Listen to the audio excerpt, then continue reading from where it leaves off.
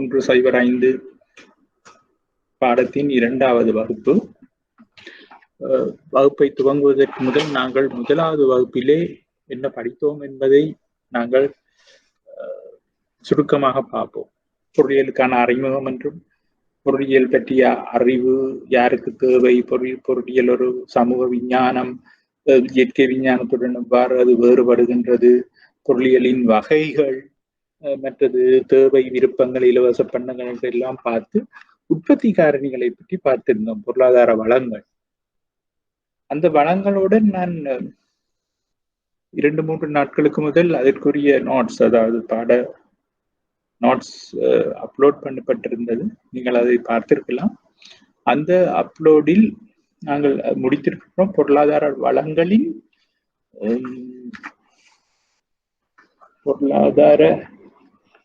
வளங்களின்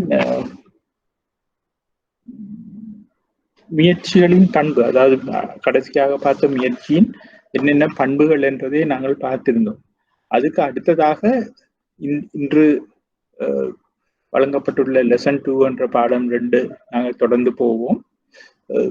அதுக்குரிய தலைப்பை நான் பற்றாக்குறை, அதாவது ஸ்கேசிட்டி என்று போட்டிருக்கேன் பொதுவாக.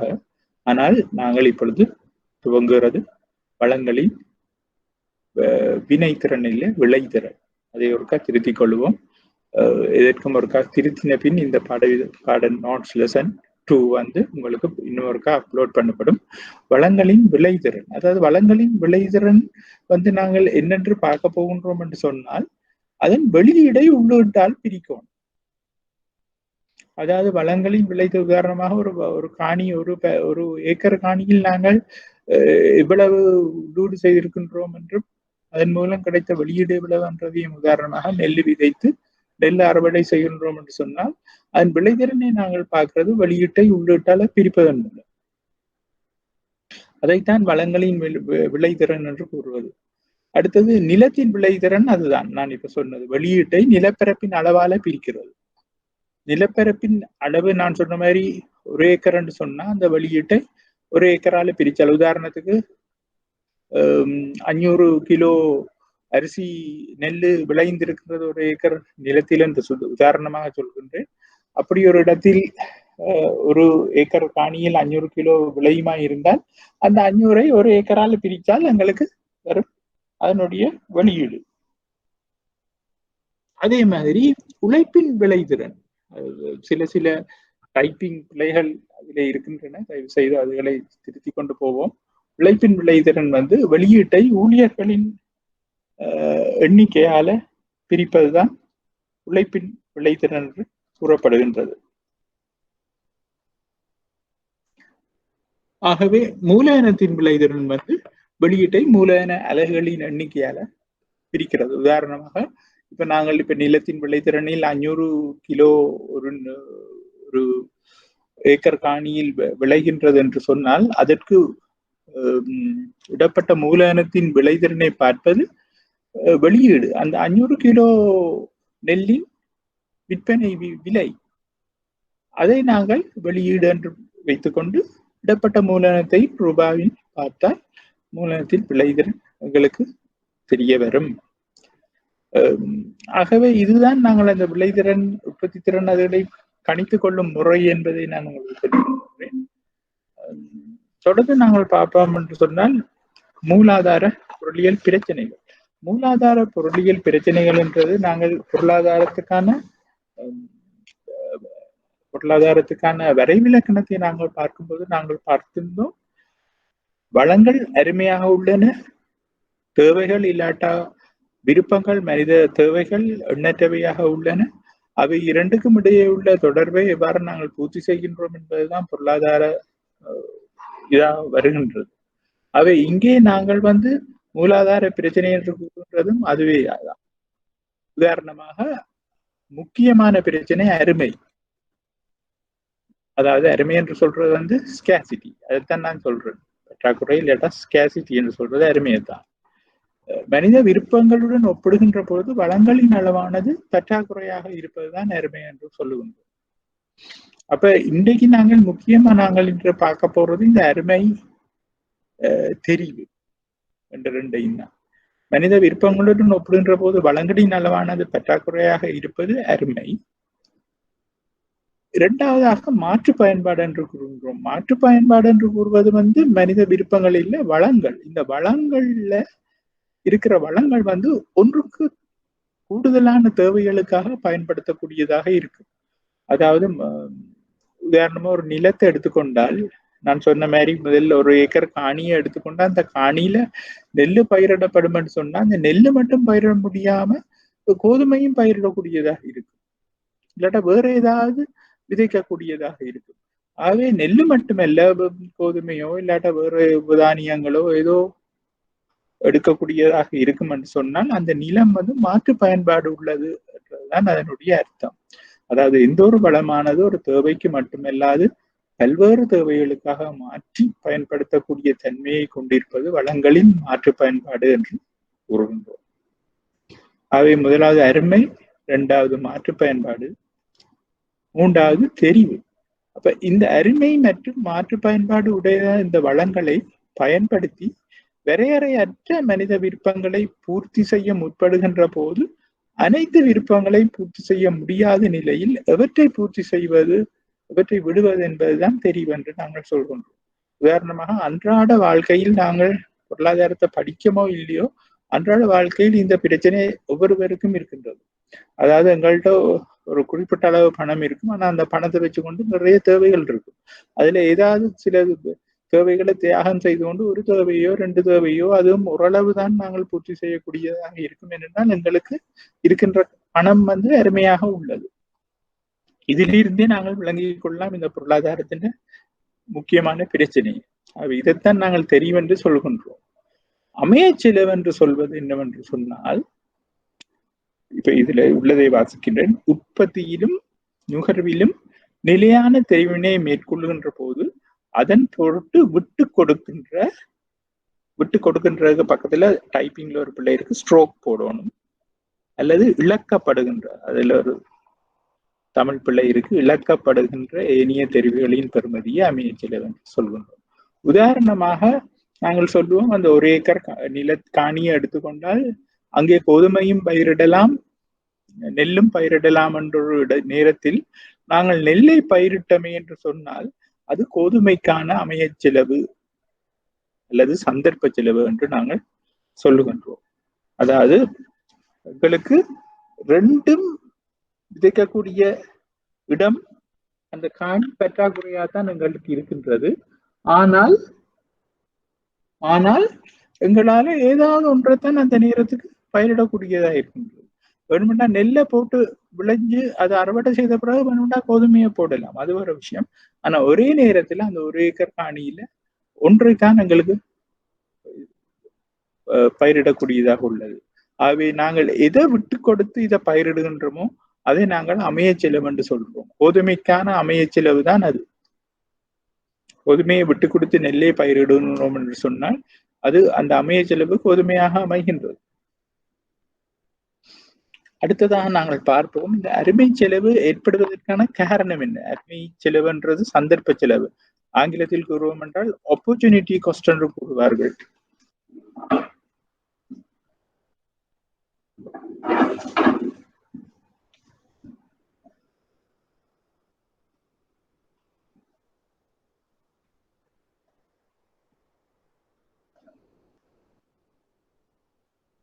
ஆப்பர்ச்சுனிட்டி காஸ்ட் என்று கூறுவார்கள். அதைத்தான் இங்கே அமைய செலவு என்று கூறுகின்றோம். அது உண்மையாக உருவாகுவதற்கான காரணம் என்னவென்று சொன்னால் வளங்கள் அருமையாக இருப்பதுதான் அதுக்கு உண்மையான காரணம். அது நான் கூறியது போல வளங்கள் அருமை, வளங்களுடன் ஒப்பிடும்போது தேவைகள் என்றது எவ்வளவோ நிறைய இருக்கின்றபடியா வளங்களின் மாற்று பயன்பாடு. இரண்டாவதாக அதையே தான் நாங்கள் கூறுகின்றோம் என்று சொன்னால் அந்த மாற்று பயன்பாடு ஒன்றை மட்டும் உற்பத்தி செய்யாமல் வேறு விடயங்களையும் இல்லாட்ட வேறு பொருட்களையும் வேறு பயிர்களையும் பயிரிடக்கூடியதாக உற்பத்தி செய்யக்கூடியதாக இருப்பதால் தான் அது மாற்று பயன்பாடு உடையதாக உள்ளது. ஆகவேதான் நாங்கள் அது தெரிவு செய்ய வேண்டி இருக்கு, எதை உற்பத்தி செய்ய வேண்டும். மூன்றாவது நிறை தொழில் மட்டம். நிறை தொழில் மட்டம் என்பது எங்களுக்கு உழைப்பு என்றதும் ஒரு அருமையாகத்தான் உள்ளது, ஒரு அளவாகத்தான் எங்களுக்கு கிடைக்கும். இல்லாட்டா அது ஒரு அளவுக்குத்தான் எங்களால பாவிக்க முடியும் உற்பத்தி. அதைத்தான் நாங்கள் நிறை தொழில் மட்டம் என்று கூறுவோம். அந்த உச்சக்கட்டத்தில் தொழிலை உற்பத்தியை பாவிப்பது நிறை தொழில் மட்டம் என்று கூறுவோம். இந்த 3 காரணங்களாலும் தான் அருமை செலவு இல்லாட்ட சந்தர்ப்ப செலவு என்பது ஏற்படுகின்றது. அடுத்தது இந்த அருமை செலவு பூஜ்ஜியமாக அமையக்கூடிய காரணங்கள். அதாவது அருமை செலவு பூஜ்ஜியமாக அமையக்கூடிய காரணங்கள் சொன்னால் அங்கே வளத்துக்கு தட்டுப்பாடு இல்லை என்றதான் அர்த்தம். நான் முதலாவது வகுப்பிலே கூறியது போல இலவச பண்டங்கள் என்றவற்றை நாங்கள் படித்தோம். அதை நீங்கள் ஒரு கால் பார்த்தீங்கள் என்றால் உங்களுக்கு தெரியும். இந்த அருமைத்தன்மை என்பது இல்லாத போதுதான் இந்த அமைய செலவு இல்லாட்ட சந்தர்ப்ப செலவு என்பது ஒரு பூஜ்ஜியமாக அமையும். வளங்களுக்கு மாற்று பயன்பாடு இல்லாத போது ஒரு விடயத்துக்கு மட்டும்தான் நாங்கள் பாவிக்கலாம் என்ற போது பெரும்பாலும் அமைய செலவுகள் இடம்பெறாது. வளங்களை நிறைய விடயங்களுக்கு பாவிக்கலாம் என்றும் பொழுதுதான் அந்த தெரிவு எதை உற்பத்தி செய்வது, எதை நாங்கள் முதலில் செய்ய வேண்டி வரும் என்று எங்களுக்கு ஒரு குழப்பம் வரும். அங்குதான் தெரிவும் பெறும். உதாரணமா ஒரு நிலம் இருக்கிறது, அந்த நிலத்தில நெல்லை மட்டும்தான் பயிரலாம் என்றும் போது அங்க வேறொரு பெரிய சிக்கலும் இருக்காது. அதைத்தான் அதுல சொல்றார். மூன்றாவது குறை தொழில் மட்டம். குறை தொழில் மட்டம் என்பது இருக்கும் ஊழியத்தை நாங்கள் உச்சகட்டத்தில் பயன்படுத்தப்படாமல் இருப்பது. அதைத்தான் நாங்கள் வேலையின்மை என்று கூறிக்கொள்கின்றோம். ஆகவே அப்படியான சந்தர்ப்பத்தில் அமைய செலவு பூஜ்ஜியமாக அமையும். ஏனென்று சொன்னால் வேலையின்மை இருக்கும் பொழுது இன்னொரு உற்பத்தியை அந்த வேலையில்லாத ஆட்களை கொண்டு துவங்கக்கூடியதாக இருக்கும். ஆகவே ஒன்றை நாங்கள் இழந்துதான் மற்றதை செய்யணும் என்ற நிலை இருக்கா. ஆனால் அருமை செலவு ஏற்படுவதற்கு நாங்கள் பாருங்க மூன்றாவதாக கூறியிருக்கின்றோம் நிறை தொழில் மட்டம் இருக்கும்.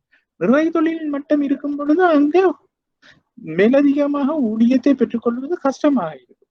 ஆகவே ஒரு தொழிலைத்தான் நாங்கள் செய்ய வேண்டி இருக்கும். இன்னொரு தொழிலுக்கு போவதென்றால் அங்க ஊழியத்தை நாங்கள் ஏற்கனவே ஈடுபட்டு கொண்டிருக்கின்ற இதை தியாகம் செய்துதான் அந்த ஊழியத்தை எடுக்க வேண்டியிருக்கும்.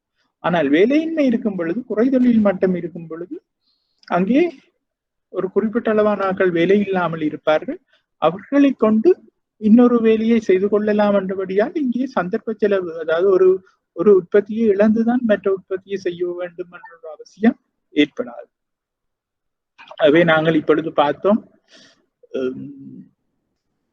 மூலாதார பிரச்சனைகள், அருமை, மாற்று பயன்பாடு, தெரிவு, அதுக்கு அமைய செலவு, அந்த அமைய செலவு ஏற்படுவதற்கான காரணங்கள், அமைய செலவு ஏற்படாமல் விடுவதற்கான காரணங்களை நாங்கள் இப்பொழுது பார்த்தோம். அடுத்து உற்பத்தி வளங்களை பொருளாதார செயற்பாடுகளில் ஈடுபடுத்தும் போது உற்பத்தி வளங்கள் மேற்குறித்த மூலாதார பொருளியல் பிரச்சனைகளை எதிர்நோக்குகின்றன. எனவே மூலாதார பொருளியல் பிரச்சனைகளை தீர்ப்பதற்காக அடிப்படை பொருளாதார பிரச்சனைகள் தோற்றம் பெறுகின்றன. அதைத்தான் நான் ஆரம்பத்திலே உங்களுக்கு கூறினேன்.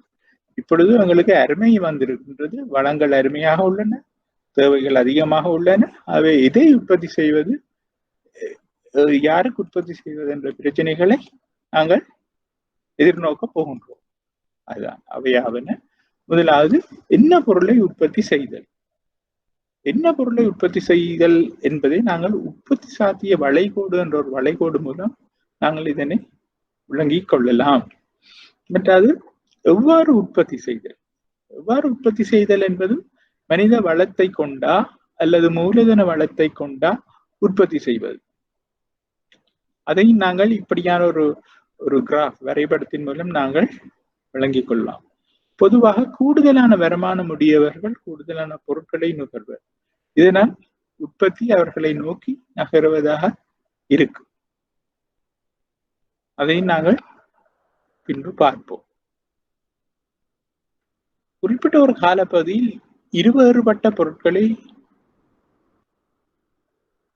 தயவு செய்து இந்த யாருக்கா உற்பத்தி செய்தல் என்பதன் கீழ் பிறகும் ஒரு டைப்பிங் பிழை ஒன்று வந்துள்ளது. கீழ் ஒரு தலையங்கத்தை போட்டுக்கொள்வோம். உற்பத்தி சாத்திய வளைகோடு.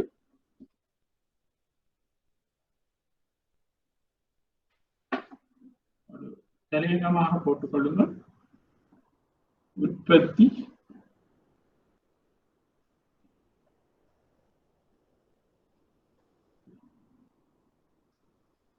சாத்திய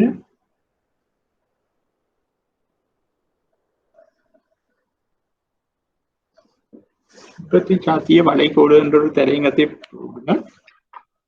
இந்த நோட்ஸ்கள் திருத்தப்பட்டவுடன் மீண்டும் உங்களுக்கு அப்லோட் பண்ணப்படும். அதுவரை அந்த யாருக்கா உற்பத்தி செய்தல்ன்றது ஐட்டத்துக்கு கீழே இந்த தலையங்கத்தை போட்டுக்கொள்ளணும். அப்ப நாங்கள் பார்ப்போம், குறிப்பிட்ட காலப்பகுதியில் இரு வேறுபட்ட பொருட்களை நிலையான தொழில்நுட்பத்தின் கீழ் வரையறுக்கப்பட்டதும் மாற்று பயன்பாட்டை உடையதுமான வளங்களை கொண்டு நிறை தொழில் மட்டத்தில் உற்பத்தி செய்கின்ற உற்பத்தி புள்ளிகளின் ஊடாக வரையறுக்கப்படுகின்ற கோடு அல்லது வலை உற்பத்தி சாத்திய வலை என்று கூறுகின்றோம். உதாரணமாக நாங்கள் ஒரு நிலையான தொழில்நுட்பம், அந்த தொழில்நுட்பத்தால உற்பத்தி கூடும் குறையும் என்ற பிரச்சனைகள் இல்லாம அது ஒரு அந்த காரணி தொழில்நுட்பம் என்ற காரணி மாறாது என்று எடுத்துக்கொள்வோம். அப்ப அந்த மாறாத ஒரு தொழில்நுட்பத்துல நாங்கள் இரண்டு பொருட்களை உற்பத்தி செய்ய போகின்றோம் ஒரு வளத்தை கொண்டு. அதாவது நிறை தொழில் மட்டத்தில் உற்பத்தி செய்ய போகின்றோம். ஆகவே இந்த இப்படியான புள்ளிகளினூடாக நாங்கள் கீற போடுகின்ற ஒரு கோடு தான் உற்பத்தி சாத்திய வளைகோடு என்று கூறப்படுகின்றது. முதலாவதாக இதுக்குரிய நிபந்தனைகளை, இந்த வளைகோட்டை கீறுவதற்குரிய நிபந்தனைகளை பார்த்தோமானால், முதலாவதாக நிபந்தனை வளங்களின் அளவு. வளங்களின் அளவு என்பது அந்த திரட்சி நிலையானது, வளம் என்றது நிலையாகத்தான் இருக்கும் என்பதை நாங்கள் நினைத்துக் கொள்வோம். உதாரணமாக ஒரு ஏக்கர் நிலம், ஒரு ஏக்கர் நிலத்தில் நாங்கள் ஏதோ ஒன்றை பயிரிட செய்ய போகின்றோம். இரண்டாவது, பண்டங்கள் மட்டும் உற்பத்தி செய்யப்படுகின்றது, ஏதோ நுகர்வு பொருட்கள் தான் உற்பத்தி செய்யப்பட போகின்றது என்று நாங்கள் எடுத்துக்கொள்வோம். மூன்றாவது, தொழில்நுட்ப நிலையானது. நாலாவது, அதாவது வளங்கள் நிலையானது என்பது அதுல சொல்லி இருக்கிறது. இந்த அட்டவணையை பாருங்கள். இந்த அட்டவணையில் உற்பத்தி புள்ளிகள் 5 இருக்கின்றன, ABCD என்று. இரண்டு பண்டங்களை அந்த நாங்கள் சொல்லுவோம் ஒரு ஏக்கர் நிலம் என்று. Y என்ற ஒரு பண்டம், X என்ற ஒரு பண்டத்தை நாங்கள் உற்பத்தி செய்ய போகின்றோம். A என்ற புள்ளியில் 100 Y பண்டம் உற்பத்தி செய்யும் பொழுது X பண்டம் 0 இருக்க போகின்றது. B என்ற புள்ளியில் 90 Y பண்டங்களை உற்பத்தி செய்யும் பொழுது 20 X பண்டங்களை தான் உற்பத்தி செய்யக்கூடியதாக இருக்கும். அப்படியே போய் E என்ற புள்ளியில Y பண்டம் 0 X பண்டம் 8 அமைந்து காணப்படும். அவை இந்த வரைபடத்தை நீங்க பார்க்கிறீங்களா என்று சொன்னால், இந்த வரைபடத்திலே Y அச்சில Y பண்டமும் X அச்சில X பண்டமும் அமைந்துள்ளது. திரும்ப சொல்றேன், Y அச்சில Y என்ற பண்டம் உற்பத்தி செய்யப்பட போன்றது, X அச்சில X என்ற பண்டம் உற்பத்தி செய்யப்படும் போன்றது. நாங்கள் எடுத்துக்கொள்வோம், நாங்கள் இந்த உற்பத்தி செய்யப்பட போன்ற பண்டங்கள் ஒரு ஏக்கர் நிலத்தில செய்ய போகின்றோம் என்று உதாரணத்துக்கு. அப்ப Y என்றதை கோதுமை என்று எடுத்துக்கொள்வோம், X என்றதை நெல் என்று எடுத்துக்கொள்வோம் நாங்கள். அப்ப இங்கே ஒவ்வொரு புள்ளிகள் உள்ளன. அதாவது இந்த அட்டவணையில் உள்ள மாதிரி Y என்றத கோதுமை என்று எடுப்போம், X என்றதை நெல் என்று எடுத்தால் A என்ற புள்ளியில Y 100 உற்பத்தி, மேக்சிமம் அதி உச்சமாக 100 கிலோ கோதுமை உற்பத்தி செய்யப்படும் பொழுது அரிசி X பண்டம் 0 உற்பத்தி செய்யக்கூடியதாக இருக்கும்.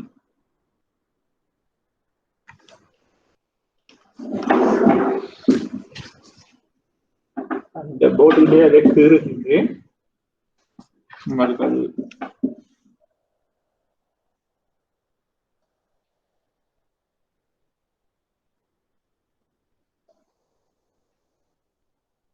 கோடு எவ்வாறு உருவாகின்றது என்று சொன்னால், அந்த அட்டவணையின்படி இது கோதுமை என்று வைப்போம், இது 0, இது நெல் என்று வைப்போம்.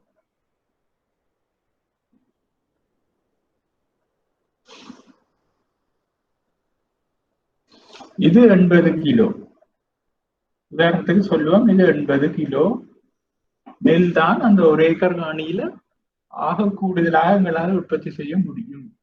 இங்கே கோதுமை 100 கிலோ ஆக கூடுதலாக உற்பத்தி செய்ய முடியும், நெல்லை உற்பத்தி செய்யாமல். இப்பொழுது பார்ப்போம், நாங்கள் இந்த ஒரு ஏக்கர் காணியை பிரிச்சு பிரிச்சு விதைக்கிறோம் என்று நினைத்துக் கொள்ளுவோம். பிரிச்சு பிரிச்சு விதைக்கிறோம் என்று சொல்லும் பொழுது 3/4 ஏக்கர்ல, உதாரணத்துக்கு நான் சொல்லுகின்றேன், 3/4 ஏக்கர்ல கோதுமையும் 1/4 ஏக்கர்ல நெல்லும், இல்லாட்ட 1/2 ஏக்கர்ல கோதுமையும் 1/2 ஏக்கர்ல நெல்லும், இது ஒரு வகையில எங்களால அதை பிரிச்சு பிரிச்சு போட்டுக்கொண்டிருக்கலாம். அதுக்கு காரணம் என்னன்னு சொன்னால், இந்த ஒரு ஏக்கர் தான் எங்கள்கிட்ட இருக்குது, வளம் என்பது அருமையாக உள்ளது.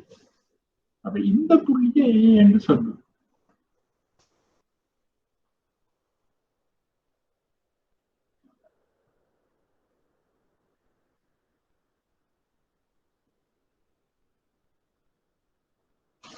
சொல்லும் உதாரணத்துக்கு இதுல இந்த புள்ளி ஒன்றுல ஒரு உற்பத்தி நடக்குதுன்னு சொல்றோம், இது பி என்று.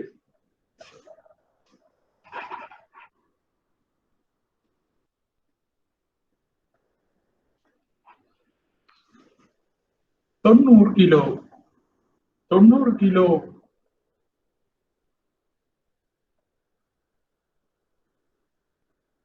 பி புள்ளி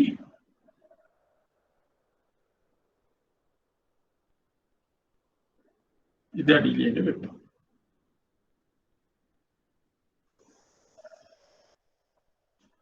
இது 20 கிலோ வைப்போம்.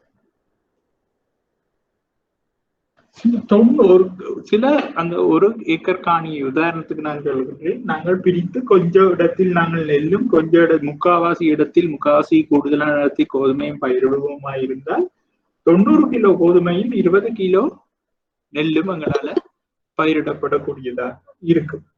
அதே மாதிரி இந்த புள்ளியை சி என்று சொல்லும்.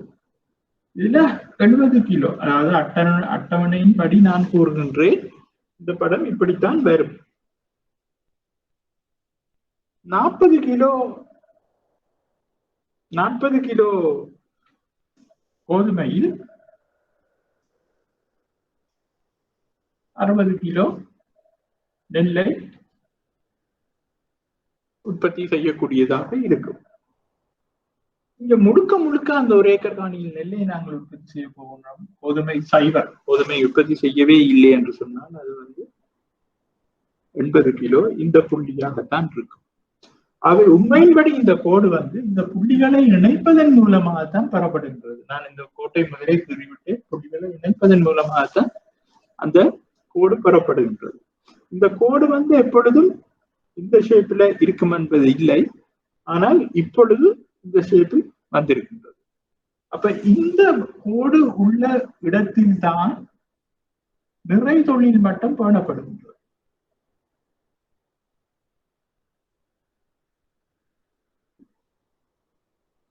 நிறை தொழில் மட்டம் என்பது ஊழியம் உச்ச அளவில் பயன்படுத்தப்படுவது இந்த கோடு உள்ள புள்ளிகளில் தான்.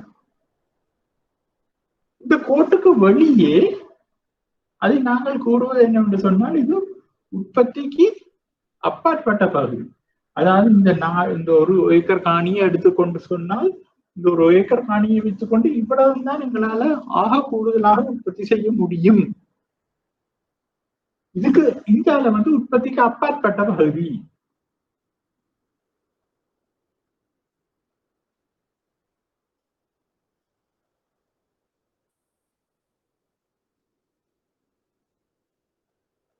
பகுதி என்று கூறுகின்றோம். இந்த இடம்தான் உங்களுக்கு தான் உற்பத்திக்கு உகந்த பகுதி.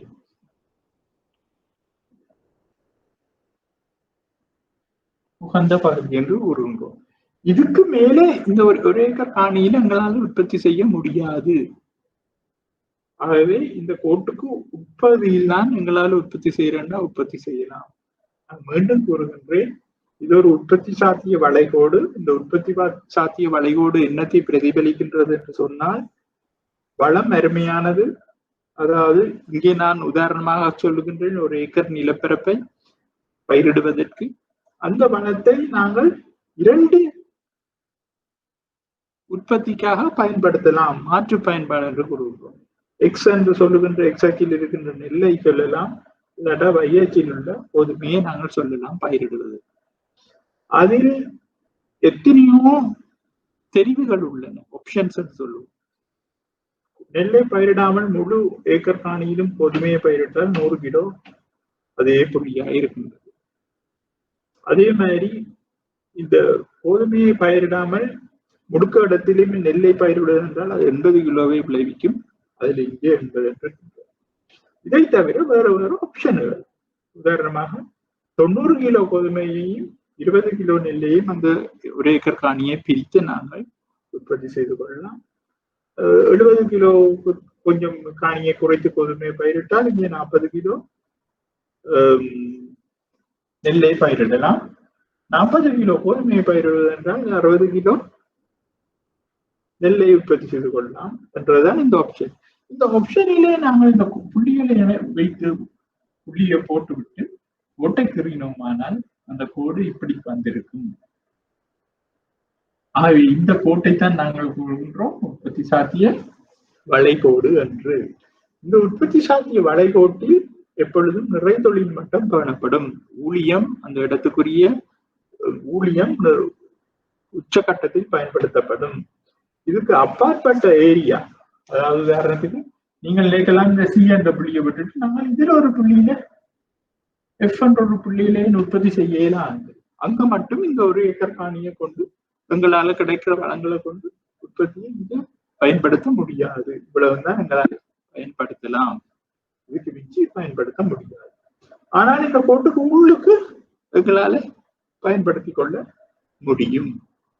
அதைத்தான் இதுல காட்டப்படுகிறது. அவ இந்த படத்தை கொஞ்சம் தெளிவாக விளங்கிக் கொள்ளுங்கள். இந்த படம் இதில் சரியாக எழுதப்பட்டுள்ளது. இந்த படத்திலே நீங்கள் இந்த பகுதியை குறித்துக் கொள்ளுங்கள். உற்பத்தி அப்பாற்பட்ட பகுதி என்று. இது உற்பத்திக்கு உட்பட்ட பகுதி, இது நிறை தொழில் மட்டம் உள்ள பகுதி. அந்த புள்ளிகளை நீங்கள் மார்க் பண்ணி கொள்ளலாம். 100 இதுக்குள்ளது A, B, C, D, E என்று.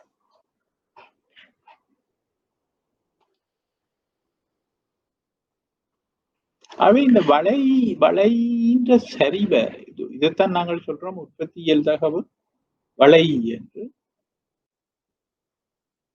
உற்பத்தியியல் தகவு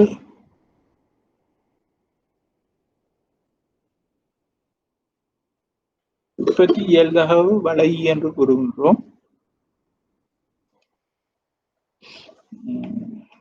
உற்பத்தியியல் தகவு வளை என்று. இந்த வளையின் சரிவைத்தான் நாங்கள் கூறுவது. இந்த வளையின் சரிவை நாங்கள் கூறுவது எல்லை அமைய செலவு என்று கூறுகின்றோம். எல்லை அமைய செலவு. இந்த எல்லை அமைய செலவை நாங்கள் என்னென்று கணிக்கின்றோம் என்று சொன்னால், இழக்கப்படும் உற்பத்தி இன் கீழ் அதிகரிக்கப்படும் உற்பத்தி. இப்ப நான் இதிலே கூறினேன் உங்களுக்கு, இழக்கப்படும் உற்பத்தி என்றது என்னன்னு சொன்னால், இது 100 என்று இருந்தது. அடுத்ததாக சைபர் உற்பத்தி, நெல்லை உற்பத்தி செய்யாமல் இருக்கும் போது இந்த 100 கிலோ கோதுமையை நாங்கள் உற்பத்தி செய்து கொண்டிருக்கிறோம். ஆனால் 90 கிலோ கோதுமையை உற்பத்தி செய்யும் பொழுது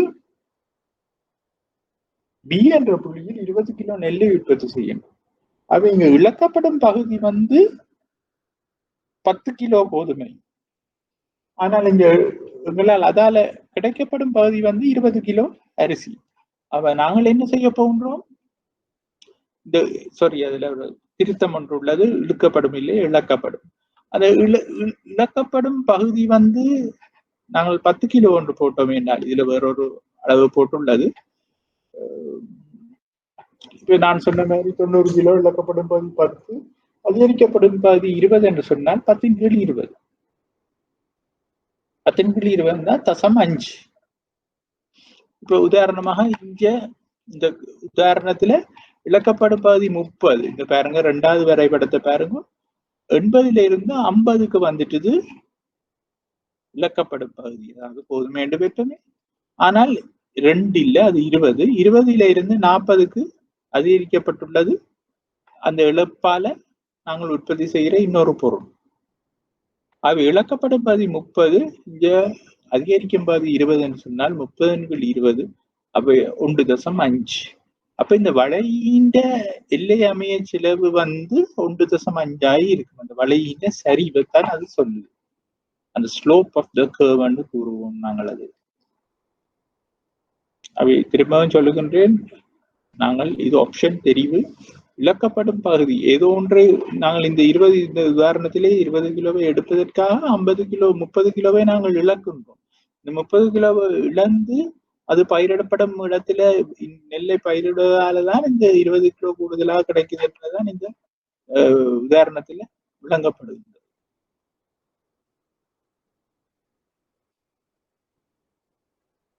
இந்த உற்பத்தி சாத்திய வளையோட்டுக்கு வெளியில இந்த உற்பத்தி சாத்திய வளையோட்டுக்கு வெளிப்பகுதி உற்பத்திக்கு அப்பாற்பட்ட பகுதி. நீங்கள் தெளிவாக விளங்கிக் கொள்வீர்கள் நினைக்கிறேன். அது உற்பத்தி சாத்திய வலையின் வகைகள். இந்த உற்பத்தி சாத்திய வலையை நான் கூறினேன், இப்படியான ஒரு ஷேப்ல தான் உற்பத்தி சாத்திய வளைகோடு இருக்கும். ஆனால் எப்பவுமே இது அந்த மாதிரி இருக்காது என்று கூறினேன். ஆகவே வேறு வேறு வகையில் அவை அமைந்து காணப்படும். வேறு வேறு வகையில் அமைந்து காணப்படும் என்று கூறினால் அது எவ்வாறான வகைகள்? முதலாவது, அதிகரித்து செல்லும் அமைய செலவின் அடிப்படையில் உற்பத்திக்கு குவிவான உற்பத்தி சாத்திய வலை என்று எடுத்துக்கொள்ளுங்கள். குவிவான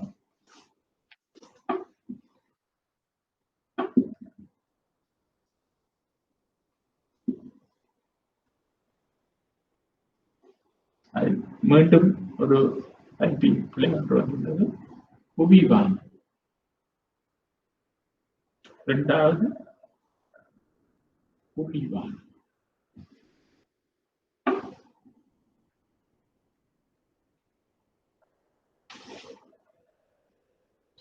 முதலாவது, அதிகரித்து செல்லும் அமைய செலவின் அடிப்படையில் உற்பத்திக்கு குவிவான உற்பத்தி சாத்திய வலையாக அமையும். அது என்னன்றதை பின்பு பார்ப்போம். இரண்டாவது, குறைந்து செல்லும் அமைய செலவின் அடிப்படையில் உற்பத்திக்கு குழிவான உற்பத்தி சாத்திய வலையாக அமையும். மூன்றாவது, மாறா அமைய செலவின் அடிப்படையில் நேர்கோட்டு வடிவிலான உற்பத்தி சாத்திய வலை.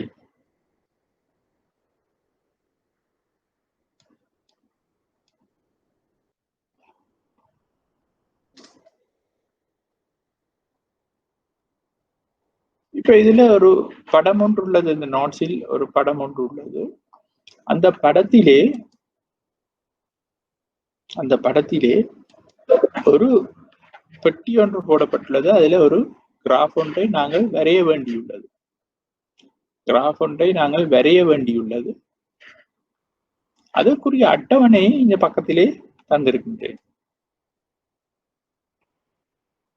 அதுக்குரிய அட்டவணை ஒன்று பக்கத்திலே தந்திருக்கிறேன். அதிலே துளி என்று உள்ளது. அது துளி என்று எடுக்காதீர்கள், துணி என்று எடுங்கள், இல்லாட்டா புடவை என்று எடுத்துக்கொள்ளுங்கள். அதை எடுத்துக்கொள்ளுங்கள்.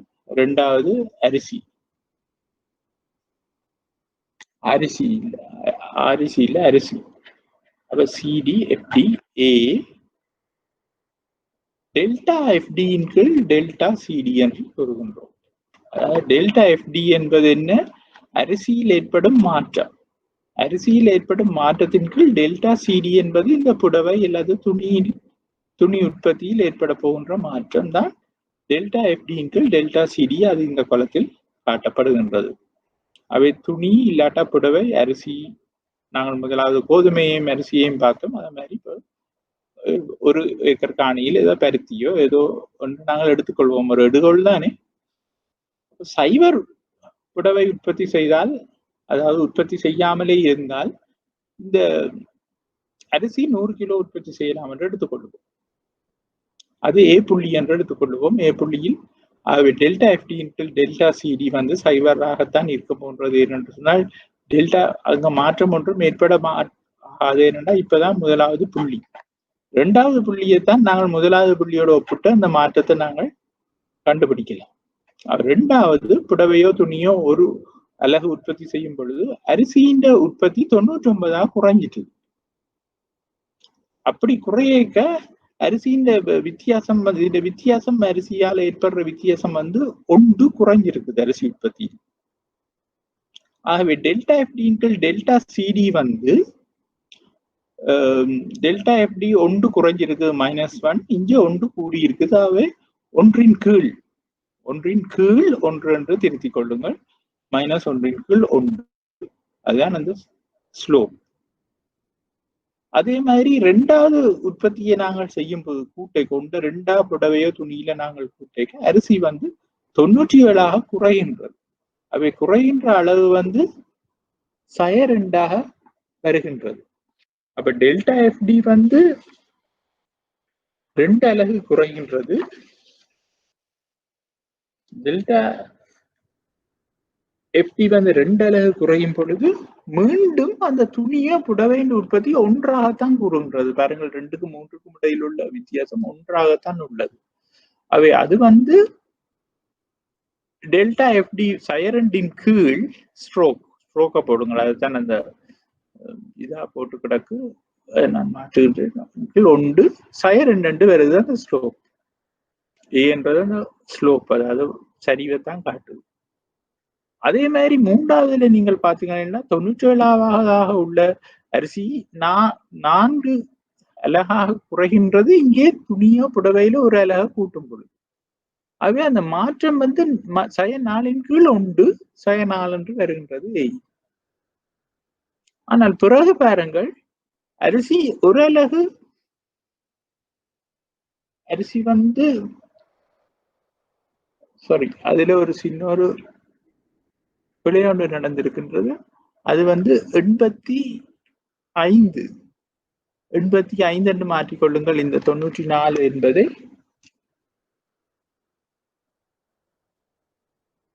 93 85 குறையும் பொழுது அங்கே 8 அலகுகள் குறைகின்றது அரிசியில். ஆனால் துணி புடவையில் ஒரு அலகு கூடுகின்றது. அவை 8 கீழ் 1 8 என்ற அந்த ஸ்லோப் வருகின்றது. பிறகு 94 42 அரிசியை குறைக்க வேண்டியுள்ளது. இங்கே 5 8 இந்த புடவை இல்லாட்ட துணி உற்பத்தியை நாங்கள் அதிகரிப்பது. அவை அங்க 85 42 என்பது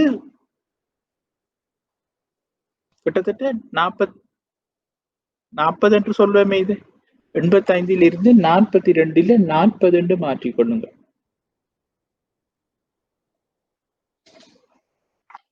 மன்னித்துக் கொள்ளவும், இப்படியான சின்ன சின்ன பிழைகள் வருவதற்கு அடுத்த முறை இதை திருத்தி வருவோம். 85 அலகுகளை உற்பத்தி செய்யும் பொழுது 85 அலகுகள் என்று சொன்னால், 8 அலகுகளை உற்பத்தி செய்யும் பொழுது 40 அலகுகள் என்று சொன்னால், அங்கே 45 அலகுகளை நாங்கள் அரிசியில இழக்கிறோம். 3 அலகுகள் புடவையோ துணியோ உற்பத்தி செய்வதற்காக கூடுதலாக. ஆகவே அங்க 45 கீழ் 3 என்பது 15 வருகின்றது. 45 கீழ் 3 45 குறையுது, 3 கூடுகின்றது. பிறகு அந்த 45 8 10 இது அதிகரிக்கும் பொழுது 45 சைவராக வந்துட்டு. சைவராக வரும் பொழுது அந்த 45 2ஆல பிரித்தால் 45 2ஆல பிரித்தால் இது 25 என்று இருக்காது. இது 22.5 என்று வரும் இந்த இடம். அதனால அந்த அட்டவணையை திருப்பி இருக்கா கூறுகின்றேன்.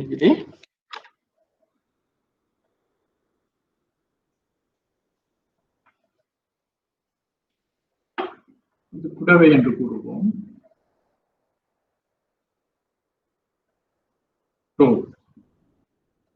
இது அரிசி என்று சொல்லுவோம். ஃபுட் என்று சொல்லுவோம். மாற்றம் A. அந்த மாற்றம் என்னென்று வருகின்றது என்று சொன்னால் இந்த slope F into slope C. சரி, இது நாங்கள் 1 2 3 4 1 2 3 5 8 10 என்று உற்பத்தி செய்கின்றோம். இங்கே அதற்காக நாங்கள் அரிசி 100 பின்பு 90 பின்பு 99 97 93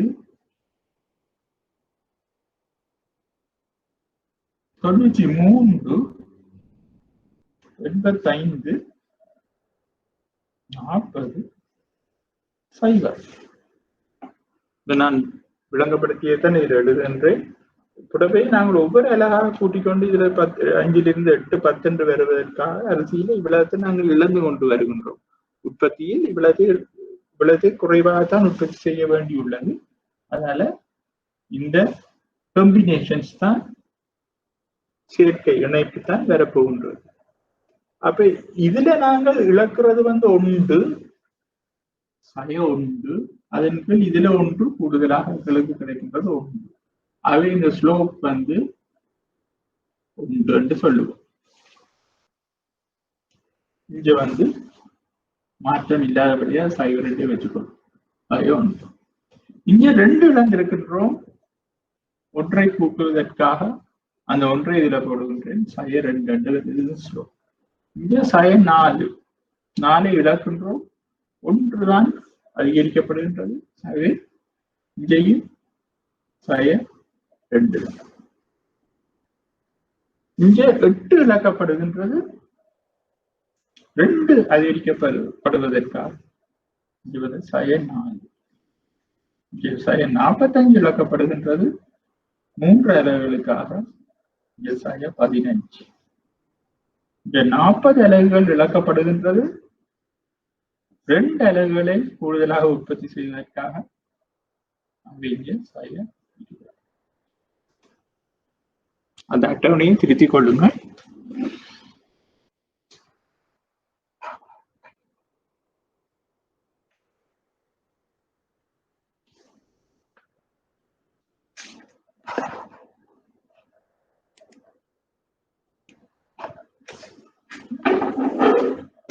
இதற்குரிய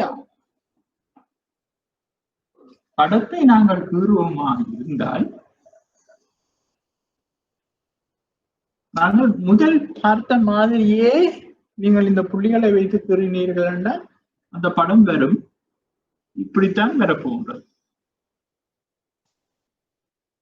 இங்க நாங்க க்ளோத் என்று சொல்ற புடவையை, இங்கே ஃபுட் என்று சொல்லப்படுகின்ற அரிசியையும் எடுத்துக் கொள்வோம். இதுல அரிசி 80, இதுல 100. என்ன பொருட்கள் என்றது முக்கியம் இல்லை, எப்படியும் எடுத்துக்கொள்ளலாம். இதுல இந்த காம்பினேஷன்ஸ் வரப்போகின்றது. இது சைவராக இருக்கும் போது 200, இது 800. இது 8ஆக உள்ள பொழுது இது 40 இருக்கும்.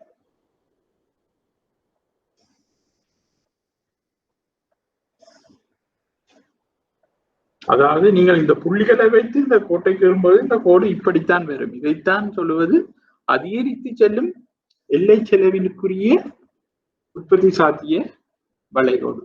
அதிகரித்து இல்லை, நாங்கள் விளங்கிக் கொள்ள வேண்டியது இந்த முதலாவதாக நாங்கள் பார்க்கும் அதிகரித்து செல்லும் எல்லை செலவுக்குரிய உற்பத்தி சாத்திய வளைகோடு.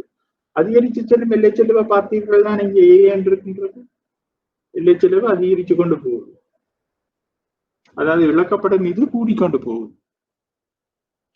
நீங்கள் இந்த புள்ளியில் போட்டால் இப்படி வரும். பின்பு வீட்டில் நீங்கள் செய்து பார்க்கலாம்.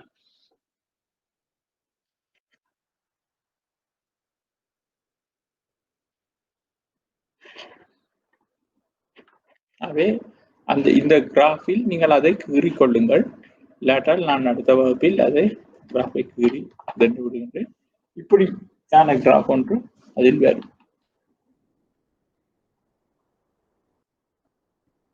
அடுத்த பாப்போம், இந்த அமைய செலவு ஏன் அதிகரித்து கொண்டு செல்லுகின்றது. ஒரு பொருளை உற்பத்தி செய்து அதன் அலகுகளை அதிகரிக்கும் போது விட்டு கொடுக்கும் உற்பத்திகளின் அலகுகள் குறைவாக உள்ளன ஆரம்பத்தில். சரியா? விட்டு கொடுக்கும் அலகுகள் ஆரம்பத்தில் குறைவாக இருப்பதால் தான் அது அப்படி வருகின்றது. அது மட்டுமல்ல, ஒரு உற்பத்தி வளங்களை பங்கிடுவதிலும் இது ஒரு சமமின்மையைத்தான் காட்டுகின்றது என்று எங்களால் கூறிக்கொள்ளலாம்.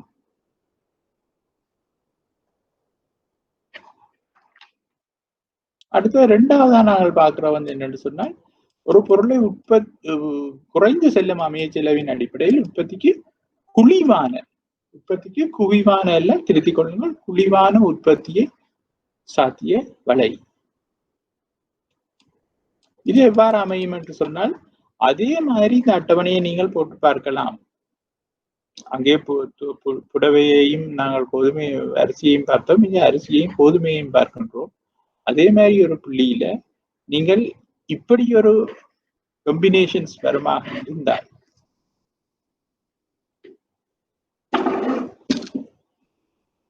இந்த அட்டவணையில் உள்ள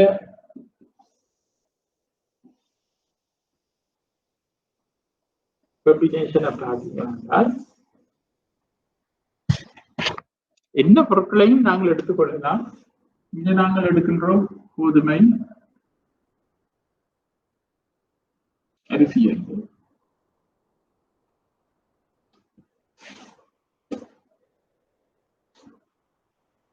புள்ளி A, B, C, D என்று சொல்லுவோம்.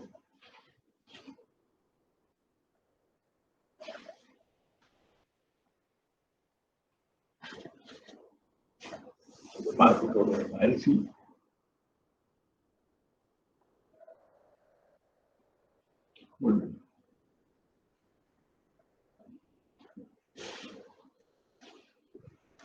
சைவர் 1, 2, 3, 4 அரிசியின் அளவு 0, 1, 2, 3, 4 கண்டு கூடிக்கொண்டு போக போகின்றது.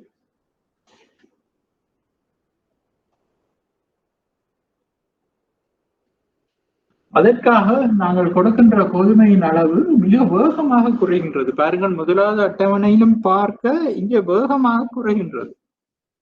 முதலாவது அட்டவணையிலும் பார்க்க இங்கு மாற்று பயன்பாடு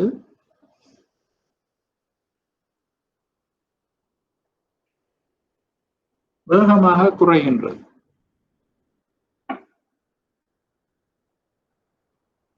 அவை இழக்கப்படுகின்ற இதை நாங்கள் அதே மாதிரி பார்ப்போம். இது 0 போடுவோம். இங்க 50 இழந்து 1 கூட்டுகின்றோம். அவை இங்க இழப்பு வந்து 50 இருக்கு. பிறகு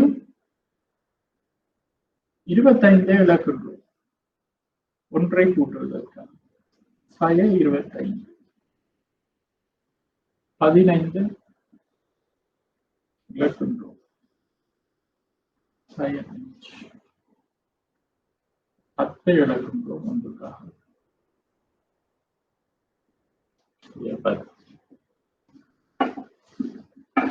இழக்கப்படுகின்ற வேகம் வேகமாக உள்ளது.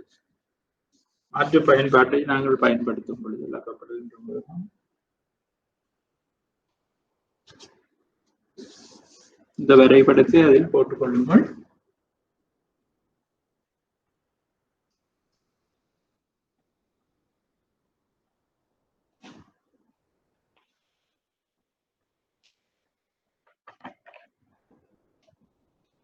நாங்கள் இங்கே போடுவோம், இங்கே கோதுமையை போடுவோம். படம் எவ்வளவு தூரம் உங்களுக்கு தெளிவாக இருக்கின்றது என்பது எனக்கு தெரியவில்லை. உங்களது ஃபீட்பேக் கிடைத்தால்தான் என்னால் இவற்றை திருத்திக் கொள்ள முடியும். இங்கே கோதுமை அரிசி 0 உள்ளும்போது கோதுமை 100 உள்ளது. இது A புள்ளி. பியில் அரிசி 1 உள்ள பொழுது கிட்டத்தட்ட 100 இருந்து பாருங்கள் அரைவாசிக்கு வந்துட்டது B புள்ளி. மூன்றாவது 3 பொருட்களை உற்பத்தி செய்யும், அடுத்தது 2 பொருட்களை உற்பத்தி செய்யும் பொழுது கிட்டத்தட்ட 25 வந்துச்சு பாருங்க. நான்காவது 3 பொருட்களை இங்க உற்பத்தி செய்யப்படும் பொழுது இது 10 வந்துவிட்டது.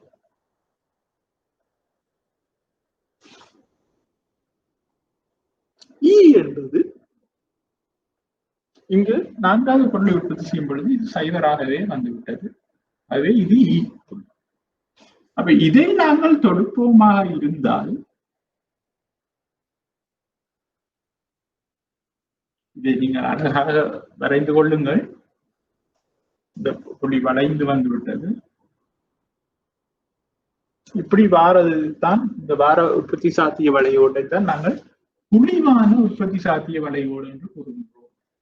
இது ஏன் என்று சொன்னால் அமைய செலவின் குறைந்து செல்லும் அமைய செலவு குறைந்து செல்கின்றது.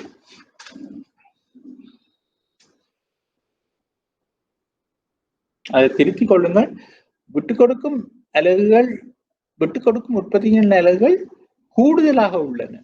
முதலாவது புள்ளி பாயிண்டில் நீங்கள் அதில் எழுதிக் கொள்ளுங்கள். விட்டுக் கொடுக்கும் உற்பத்தி அலகுகளின் எண்ணிக்கை கூடுதலாக உள்ளது.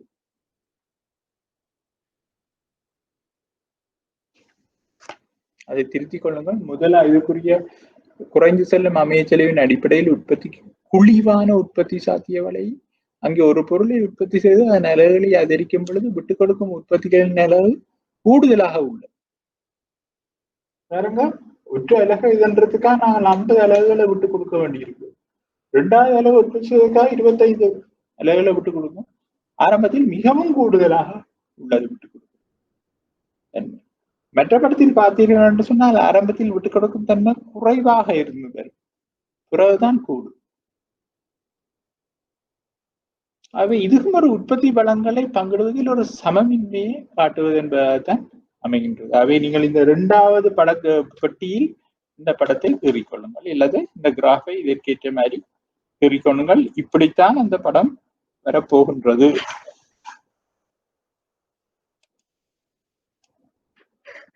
இந்த படம் இப்படி வரும் கிராஃப்.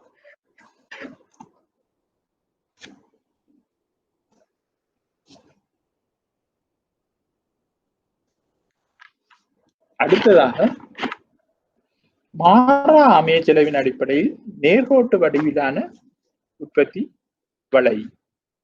நேர்கோட்டு வடிவிலான உற்பத்தி வலை இந்த இதே மாதிரி தான் அந்த குறிக்கப்பட்டுள்ள அந்த பெட்டியை நீங்கள் கீறிக்கொள்ளலாம்.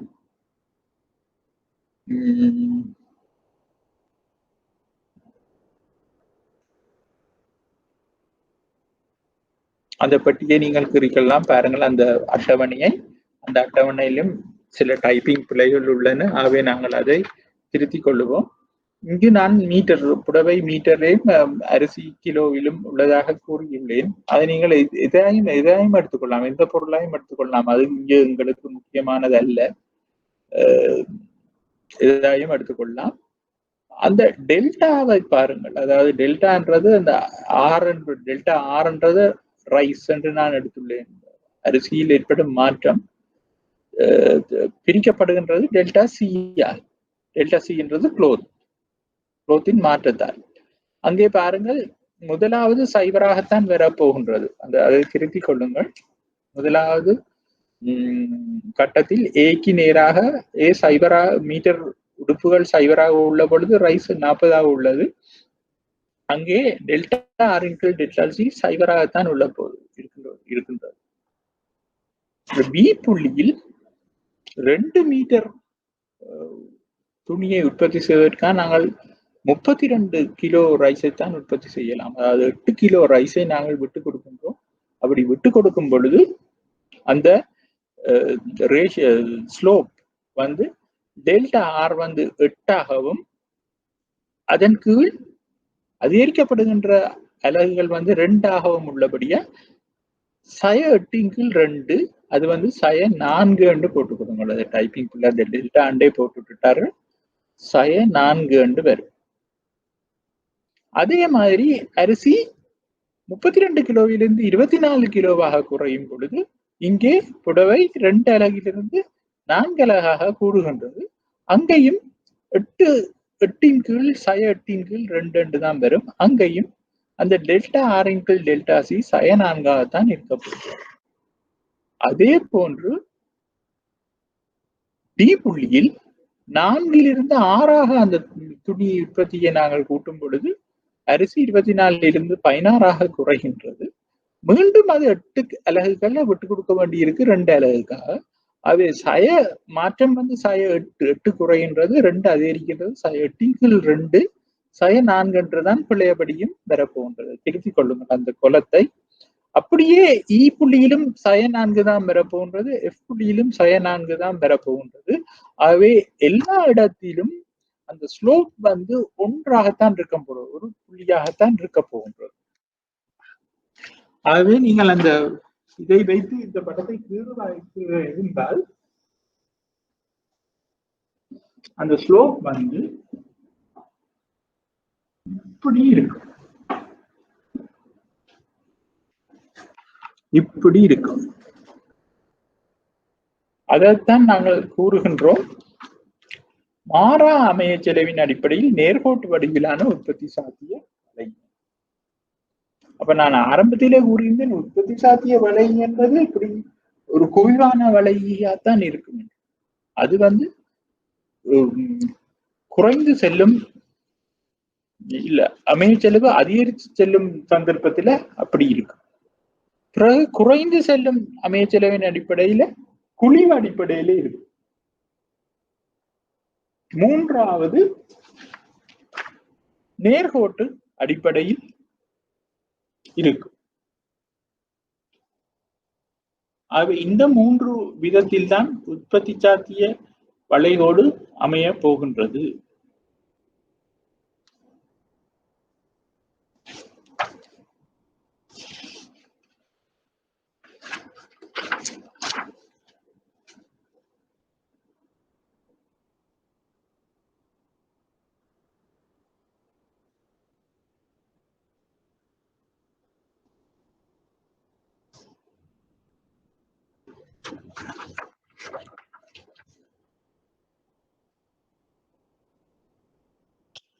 அடுத்ததாக நாங்கள் பார்ப்போம், இந்த அமைய செலவு மாற்றமடையாது காணப்படுவதற்கான காரணங்கள் என்ன என்பதை பார்ப்போம்.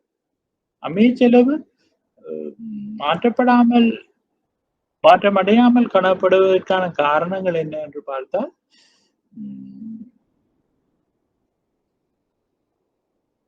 வளங்களின் ஓரினத்தன்மை அல்லாட்ட வளங்களின் பூரண மாற்று பயன்பாட்டை 100% மாற்று பயன்பாட்டை கொண்டிருக்கலாம். அதாவது நாங்கள் ஒரு பழையபடி நான் ஒரு உதாரணமாக சொல்ல போனால், ஒரு ஏக்கர் காணியிலே நாங்கள் கோதுமையை விட்டு அரிசியை பயிரிடுவதா என்று கூறும் பொழுது எவ்வளவு ஈக்குவலாக ரெண்டையுமே விளையக்கூடிய தன்மையை கொண்ட வளம் என்று சொன்னால், நாங்கள் இழக்கின்ற வளத்தின் அளவு மற்ற பொருளில் சேர்த்துக் கொள்ளப்படுகின்றதுன்றதுதான் அதன் அர்த்தம். அந்த ஓரினத்தன்மை இருக்கின்றது. இரண்டாவது அதுதான் அதுல சொல்லப்படுது, குறித்தொரு பண்டத்தின் உற்பத்திக்கு பொருத்தமாக உள்ள வளம் முந்தைய பண்டத்தின் உற்பத்திகளுக்கும் போதுமானதாக அமைதல். குறித்தொரு பண்டத்தின் உற்பத்திக்கு பொருத்தமாக உள்ள வளம் முந்தைய பண்டத்தின் உற்பத்திகளுக்கும் போதுமானதாக அமைதல். மூன்றாவது, வேறுபட்ட பண்டங்களது உற்பத்தியை பயன்படுத்துகின்ற தொழில்நுட்ப முறைகள் ஒரே தன்மையாக அமைதல். சில நேரங்கள்ல அந்த தொழில்நுட்ப டெக்னாலஜி என்று சொல்லப்படுகின்ற தொழில்நுட்பம் ஒரே மாதிரி பயன்படுத்தப்படைக்க சில விளைவுகள், அதாவது அதால வெளிப்படுற வெளியீடும் ஒரே அளவாக இருக்கலாம். அதுதான் அதுல சொல்லப்படுகின்றது. அடுத்ததாக நாங்கள் உற்பத்தி சாத்திய வலையின் பயன்பாடுகள், அதாவது இந்த உற்பத்தி சாத்திய வளைகோட்டை கொண்டு நாங்கள் என்னென்ன விடயங்களை நாங்கள் இதால விளங்கி கொள்ளலாம் என்பதை நாங்கள் அடுத்ததாக பார்ப்போம். அந்த உற்பத்தி சாத்திய வலையின் பயன்பாடுகள்ல முதலாவது அருமை என்று கூறப்படுகின்றது. அதாவது அந்த ஒரு உற்பத்தி சாத்திய வளைகோட்டினூடாக நாங்கள் இந்த அருமையின் என்ன மாதிரி அருமைத்தன்மை இருக்கின்றது என்பதை நாங்கள் விளங்கிக் கொள்ளுவோம். அவை அந்த கட்டத்துக்குள்ள இந்த படத்தை நீங்கள் கூறிக்கொள்ளுங்கள்.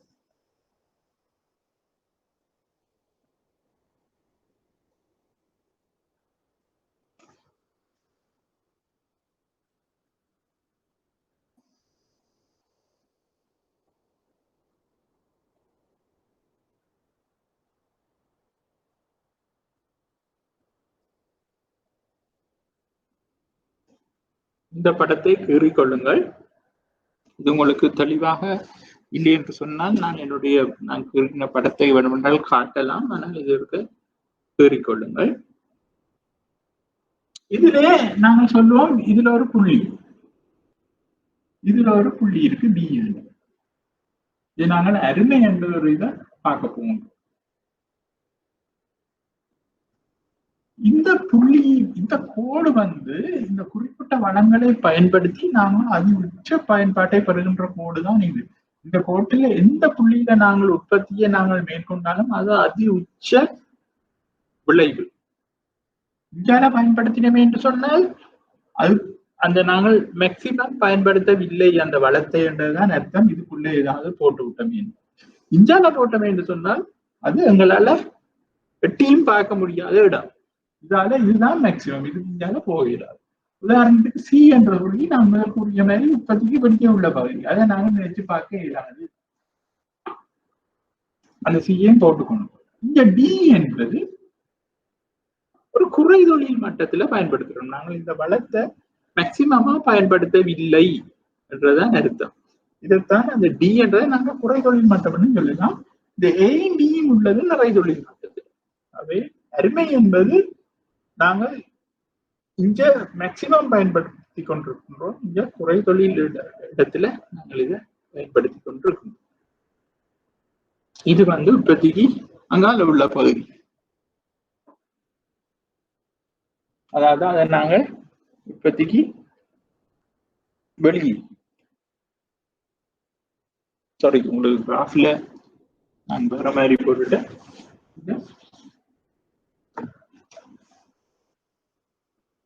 சி என்று பொருளும் இது டி என்று பொருள். அப்ப இப்ப உங்களுக்கு அதுல சொல்லப்பட்ட விளக்கம் சரியா? வளையுள்ள புள்ளிகள் ஏபி நிறை தொழில் மட்டத்துல மேக்சிமமாக இருக்கின்றது. சி என்ற புள்ளியில் குறித்த பொருளாதாரத்தால் உற்பத்தியை மேற்கொள்ள முடியும், ஆனால் அது குறை தொழில் மட்டம். டி என்ற புள்ளியில் உற்பத்தியை மேற்கொள்ள முடியாது. ஆகவே அதை நாங்கள் அருமை என்று கூறி கொள்ளுகின்றோம்.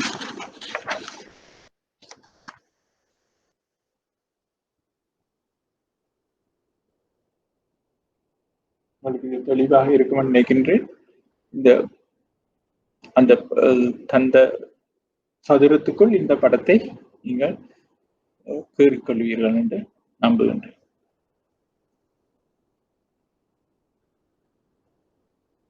அடுத்ததாக தெரிவு என்று சொல்லுகின்றோம். தெரிவு என்று சொல்வது என்னவென்றால்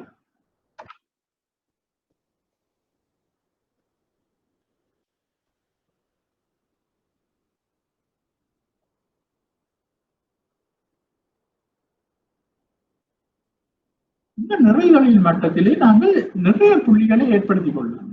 பி, சி, டி, ஒவ்வொரு புள்ளியிலே ஒவ்வொரு கம்பினேஷன்ஸ்களுக்கு வந்து கொண்டிருக்கும். ஒவ்வொரு கம்பினேஷனில் நாங்கள் இதை உற்பத்தி செய்து கொண்டு போகலாம். அப்படி உதாரணத்துக்கு நான் இதிலே 3 புள்ளியை எடுக்கிறேன்.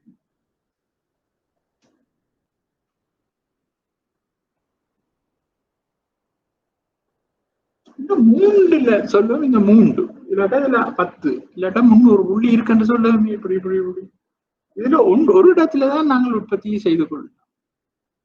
அதால எத்தனை புள்ளிகள் இருந்தாலும் நாங்கள் தெரிவு என்று வரைக்க இதுல ஒரு புள்ளியைத்தான் உற்பத்திக்கு நாங்கள் தெரிவு செய்ய வேண்டி உள்ளது. அதனால்தான் அதை நாங்கள் தெரிவு என்று கூறிக்கொள்கின்றோம். அப்படி நாங்கள் அதை போட்டுக்கொள்வோம். இந்த படத்தை அந்த இடத்தில் நீங்கள் கூறிக்கலாம்.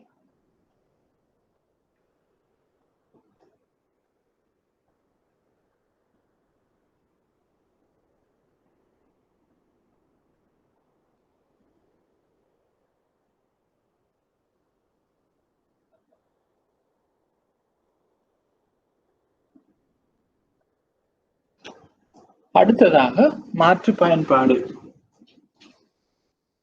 இந்த உற்பத்தி சாத்திய வலையை கொண்டு நாங்கள் என்னென்னத்தை விளங்கிக் கொள்ளலாம் என்பதுதான் இதை நாங்கள் படித்துக் கொண்டிருக்கிறோம். உதாரணமா ஒரு தெரிவாளர்கள் இல்லாட்டா கொள்கை வகுப்பாளர்கள் என்ன மாதிரி இதை பயன்படுத்துவார்கள் என்றதான் நாங்கள் மாற்று பயன்பாடு. மாற்று பயன்பாடு என்று நான் என்ன சொல்லுகின்றேன், ஒரு வளத்தை என்னென்ன இதுகளுக்கு நாங்கள் பயன்படுத்திக் கொள்ளலாம் என்றதுதான் மாற்று பயன்பாடு என்று கூறிக்கொள்கின்றோம். உதாரணத்திலே இதுல பி இதுக்குள்ள வேணும்னா சி என்ற புள்ளியே போடுவோம். இதுல ஏதாவது ஒரு இடத்துலதான் நாங்கள் உற்பத்தியை செய்ய போகின்றோம். அவை மாற்று பயன்பாடு. ஏதோ ஒன்றுக்காக ஏதோ ஒன்றை நாங்கள் உற்பத்தி செய்ய போகின்றோம். மாற்று பயன்பாடு இதில நாங்கள் உற்பத்தி செய்தால் இத்தனை அலகுகள் கோதுமை, இத்தனை அலகுகள் அரிசியும் தான் உற்பத்தி செய்வோம். அவை இந்த இதுகளை நாங்கள் விட்டுக் கொடுக்கின்றோம். அதைத்தான் மாற்று பயன்பாடு அது கூறிக்கொள்வோம்.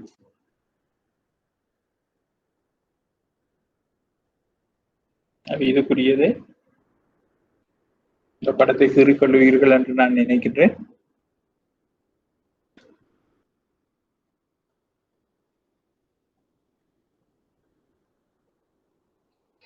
அடுத்ததாக அமைய செலவு. இந்த அமைய செலவு நாங்கள் ஆரம்பத்தில் படித்ததைத்தான் நாங்கள் திரும்பவும் பார்க்க போகின்றோம். ஒன்றை விட்டுக் கொடுக்கும் பொழுது எவ்வளவு இழப்பு ஏற்படுகின்றது என்பது இந்த கிராஃபில் நாங்கள் எப்படி பார்த்தோமோ அதேதான் இதையும் பார்க்க போகின்றோம். ஆகவே இதை நாங்கள் அதுக்குரிய கட்டத்தினுள் நீங்கள் இந்த படத்தை கூறிக்கொள்ளுங்கள்.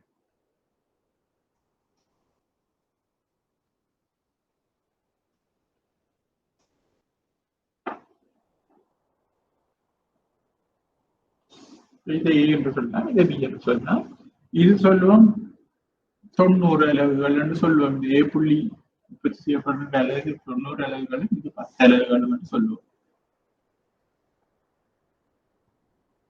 இதையும் அதே மாதிரி கூறிக்கொள்வோம். 90 அலகுகளும் 20 அலகுகளும். அவை நாங்கள் இந்த ஏ புள்ளியை உற்பத்தி செய்யும் பொழுது 90 10 என்ற கம்பினேஷனில் தான் அதை நாங்கள் உற்பத்தி செய்ய போகின்றோம். ஆனால் பி புள்ளிக்கு போகும் பொழுது இது 20 90 மண்டு இருக்கும். அவை இதை உற்பத்தி செய்வது என்றால் நாங்கள் இதை இழக்கின்றோம். இதுல 80 இழக்கின்றோம். நாங்கள் இந்த ஏக்கு போறோம்னு சொன்னால் இந்த எக்ஸ் பொருளில் இல்லாட்ட அரிசியில 80 இழக்கின்றோம். ஆனால் பி பொருளை உற்பத்தி செய்கிறோம் என்று சொன்னால் இந்த இதில் 70 பொருட்களை நாங்கள் இழக்கின்றோம். இதைத்தான் நாங்கள் அந்த அமைய செலவு என்று சொல்கிறோம். அதாலே அதுக்காக ஏற்படுகின்ற செலவு அமைய செலவு என்று கூறிக்கொள்ளப்படுகின்றது.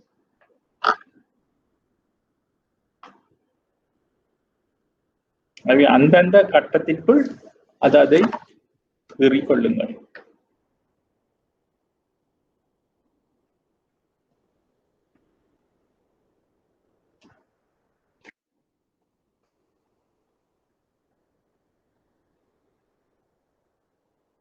அதற்கு அடுத்ததாக நாங்கள் நிறை தொழில் மட்டத்தை பார்ப்போம்.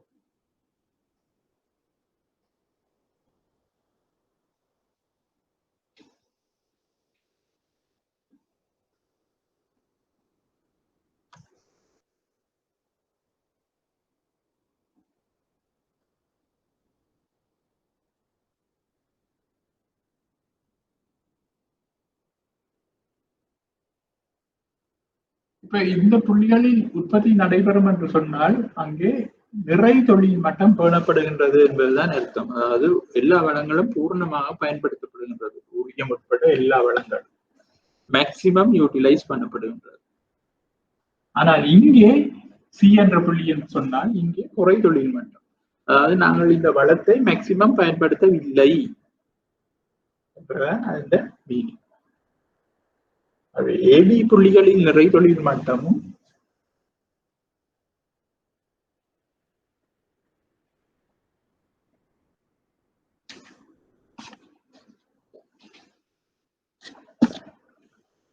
நிறை தொழில் மட்டம்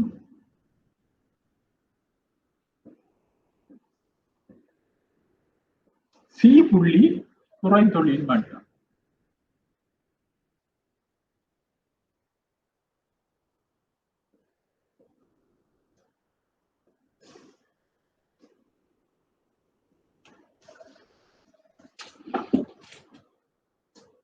என்பதுதான்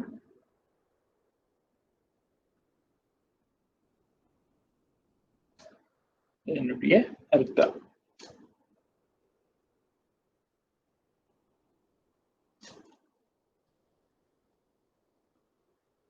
அடுத்ததாக நாங்கள் பார்ப்போம் கலப்பு அமையச்செலவு. கலப்பு அமையச்செலவு என்பது நான் இதில் என்ன சொல்லுகின்றேன் என்று சொன்னால், இந்த 3 அமையச்செலவு நாங்கள் பார்த்திருக்கின்றோம். குவிவான வளையி,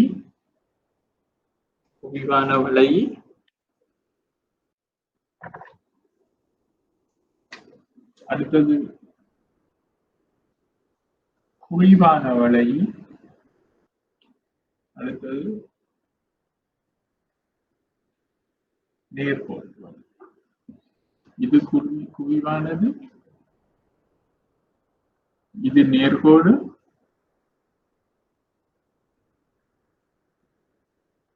இது குழிவானது.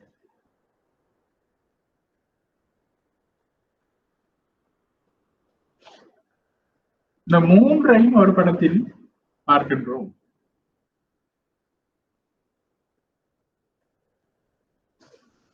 அதுதான் நாங்கள் அந்த கலப்பு அமையச்செலவு என்று கூறிக்கொள்கின்றோம். கலப்பு அமையச்செலவு.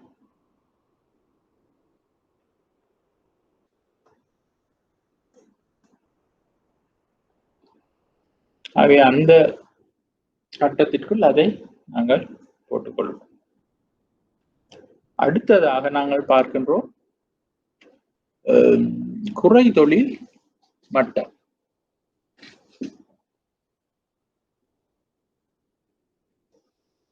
குறை தொழில் மட்டம்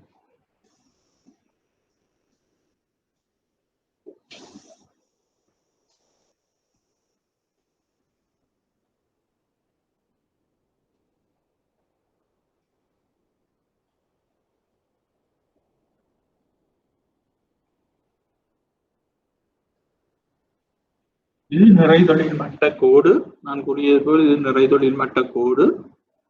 இந்த கோட்டுக்கு உள்ளுக்கு உள்ள புள்ளியில் தான் குறைதொழில் மட்டம் இருக்கு. சொல்லுவோம் இந்த ஏ என்ற புள்ளியில் குறைதொழில் மட்டம் உள்ளது. இதுக்கு இன்னும் இடது பக்கமாக பி என்ற புள்ளி என்று சொன்னால் இந்த குறைதொழில் மட்டம் இன்னும் குறைஞ்சு கொண்டு போகுது என்றதுதான் அதனுடைய அர்த்தம். அதாவது ஏ என்றதே குறைதொழில் மட்டம் இன்னும் குறையுது. அவை எப்பவுமே குறைதொழில் மட்டம் என்று கூறும்போது இந்த உற்பத்தி சாத்திய வளைகோட்டுக்கு உள்ளுக்குத்தான் அந்த புள்ளி இருக்கு. கோட்டிலே ஒரு புள்ளி இருக்கும் என்று சொன்னால் அது நிச்சயமாக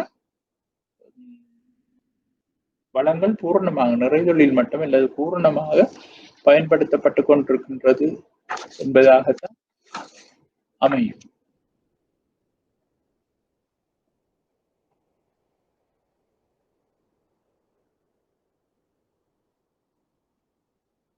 அடுத்துதான் நாங்கள் பார்க்க போன்றோம் பொருளாதார மந்தம். பொருளாதார மந்தம் என்னும் பொழுது அந்த படமும் இதே மாதிரி தான் வரும். நீங்கள் அந்த கட்டத்துக்குள் அந்த படத்தை கீறிக்கொள்ளுங்கள். இது நிறைதொழில் மட்டம். ஏ என்பது நிறைதொழில் மட்டம் என்றால் பொருளாதார மந்தம் கிட்டத்தட்ட குறைதொழில் மட்டும்தான். அப்ப ஏ என்ற புள்ளியிலிருந்து அந்த பொருளாதாரம் வீழ்ச்சி அடைந்து கொண்டு போகுது என்று சொன்னால் அது பொருளாதார மந்தம். இப்படித்தான் காட்டப்படும். அங்கிருந்து இங்க வந்துட்டது. முழு இயலளவும் பயன்படுத்தப்படவில்லை. முழு இயலளவும் பயன்படுத்தப்படவில்லை என்பதுதான் இந்த அர்த்தம். அவை உற்பத்தி சாத்திய வளைகோட்டுண்ட நிறைதொழில் மட்ட புள்ளியிலிருந்து உள்ளுக்கு, அதாவது குறைதொழில் மட்டம் என்று சொல்லப்படுகின்ற ஒரு புள்ளிக்கு வர்றது தான் பொருளாதார பின்னடைவு இல்லாட்ட பொருளாதார மந்தம் என்றும் கூறுவோம். இதுல சொல்லப்படுகின்ற நோட்ஸ்ல பாத்தீங்க என்றால் பொருளாதாரம் ஒன்றில் உற்பத்தியானது ஒரு சில ஆண்டுகளுக்கு குறைவடைந்து செல்வது பொருளாதார மந்தம் எனப்படும். அதை தெரிந்து கொள்ளுங்க. பொருளாதார மந்தம் எனப்படும். பொருளாதார மந்தம் என்பது உற்பத்தி வளைகோட்டில் உள்ள புள்ளியானது வளைகோட்டிற்கு உள்ளே ஒரு புள்ளியை நோக்கி நகரும். அடுத்தது பொருளாதார பின்னடைவு. இப்ப என்ன சொல்லினோம் என்று சொன்னால், பொருளாதாரத்தின் 2 காலாண்டுகளுக்கு உற்பத்திகள், வருமானங்கள், வேலை வாய்ப்புகள் என்பன குறைவடைந்து செல்வது பொருளாதார பின்னடைவு எனப்படும். 2 காலாண்டுகள். இப்ப உதாரணத்துக்கு இலங்கையின் பொருளாதாரத்தை எடுத்துக்கொண்டீங்கன்னா, இலங்கையின் பொருளாதாரம் மட்டுமில்லை, உலக பொருளாதாரத்தை எடுத்துக்கொண்டீங்கன்னா, இந்த COVID-19 பிரச்சனையால இப்ப நாங்கள் 3 மாதத்துக்கிட்ட ஒரு உற்பத்தியோ ஒரு வியாபாரமோ ஒன்றுமே நடக்கல. இலங்கை எடுத்துக்கொள்ளும். இதுவே இன்னும் 3 மாத காலத்துக்கு இருக்கும் என்று சொன்னால் அது பொருளாதார பின்னடைவாக கருதப்படும். அப்ப இதை நாங்கள் ஒரு புள்ளிகள்ல காட்டுறோம்னு சொன்னால்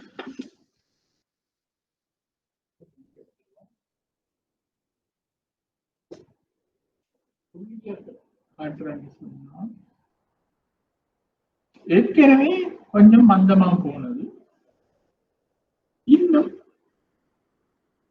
இல்ல போகுது. ஏற்கனவே மந்தமா இருந்தது, இன்னும் கொஞ்சம் கீழே போகுது. அதை நாங்கள் சொல்றது பொருளாதார பின்னடைவு. பொருளாதார மந்தத்திலிருந்து இன்னும் கீழே வீழ்ச்சி அடைந்து கொண்டு போகும் என்று சொன்னால் அதை நாங்கள் சொல்வது பொருளாதார மந்தம். ஏ என்ற புள்ளியிலிருந்து பி என்ற புள்ளி மட்டும் உற்பத்தியோ வருமானங்களோ எல்லாம் வீழ்ச்சி அடைந்து கொண்டிருக்கும் என்று சொன்னால் அதை நாங்கள் பொருளாதார பின்னடைவு என்று சொல்லுவோம்.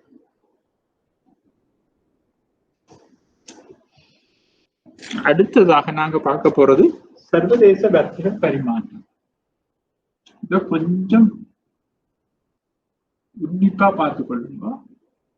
ஏன்னா இவ்வளவு நேரம் நாங்கள் பார்த்ததிலும் பார்க்க கொஞ்சம் வித்தியாசமானது.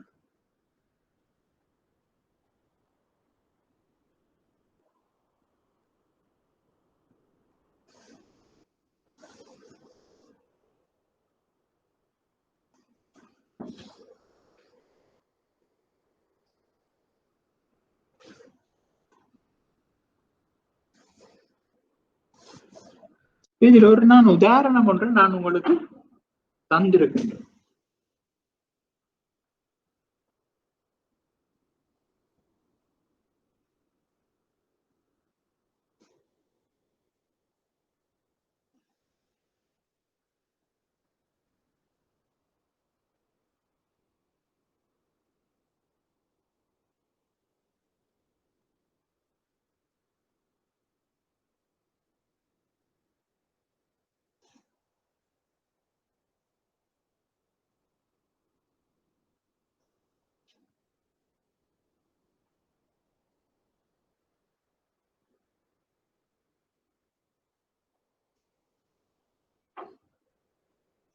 இது கணனி என்று சொல்லுவோம், கம்ப்யூட்டர்ஸ் என்று சொல்லுவோம்.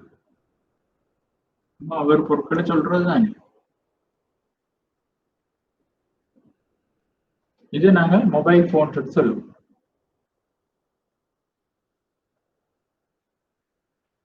Mobile phones. இப்ப இங்க பாருங்க, 2 புள்ளி இருக்கின்றது. ஒரு நாடு 1000 கம்ப்யூட்டர்ஸை உற்பத்தி செய்யலாம். அப்படி 1000 கம்ப்யூட்டர் உற்பத்தி செய்ய 200 மொபைல் போன்களை உற்பத்தி செய்யக்கூடிய வளம் தான் இருக்கின்றது. சரி, அப்படி இல்லாமல் 500 கம்ப்யூட்டர்ஸை உற்பத்தி செய்யும் பொழுது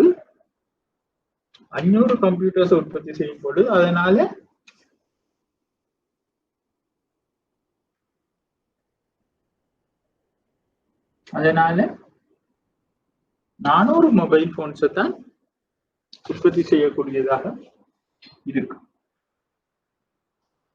ஆனா இந்த சர்வதேச வியாபாரம் என்று சொல்லப்படுகின்ற ஏற்றுமதி இறக்குமதிகளை நாங்கள் எடுத்துக்கொண்டோம் என்று சொன்னால் சர்வதேச வியாபாரம் என்று சொல்லப்படுகின்ற ஏற்றுமதி இறக்குமதிகளை நாங்கள் எடுத்துக்கொள்வோம் என்று சொன்னால், இந்த நிறுவனம் 1000 கம்ப்யூட்டர்ஸை உற்பத்தி செய்து கொண்டு அதில் 500 கம்ப்யூட்டர்ஸை ஏற்றுமதி செய்யும்.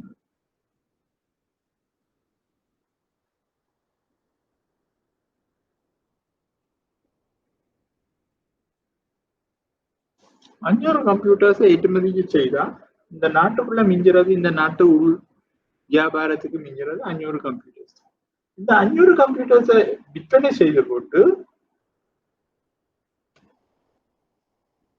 இந்த நாடு 500 கம்ப்யூட்டர்ஸை, மொபைல் போன்ஸை இறக்குமதி செய்ய போகின்றது.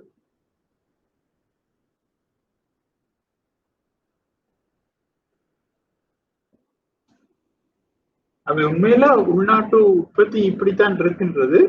அதுல இவ்வளவு வித்து போட்டு இவ்வளவு இறக்குமதி செய்கின்றது, ஏற்றுமதி செய்கின்றது. அப்படி ஏற்றுமதி செய்யும் பொழுது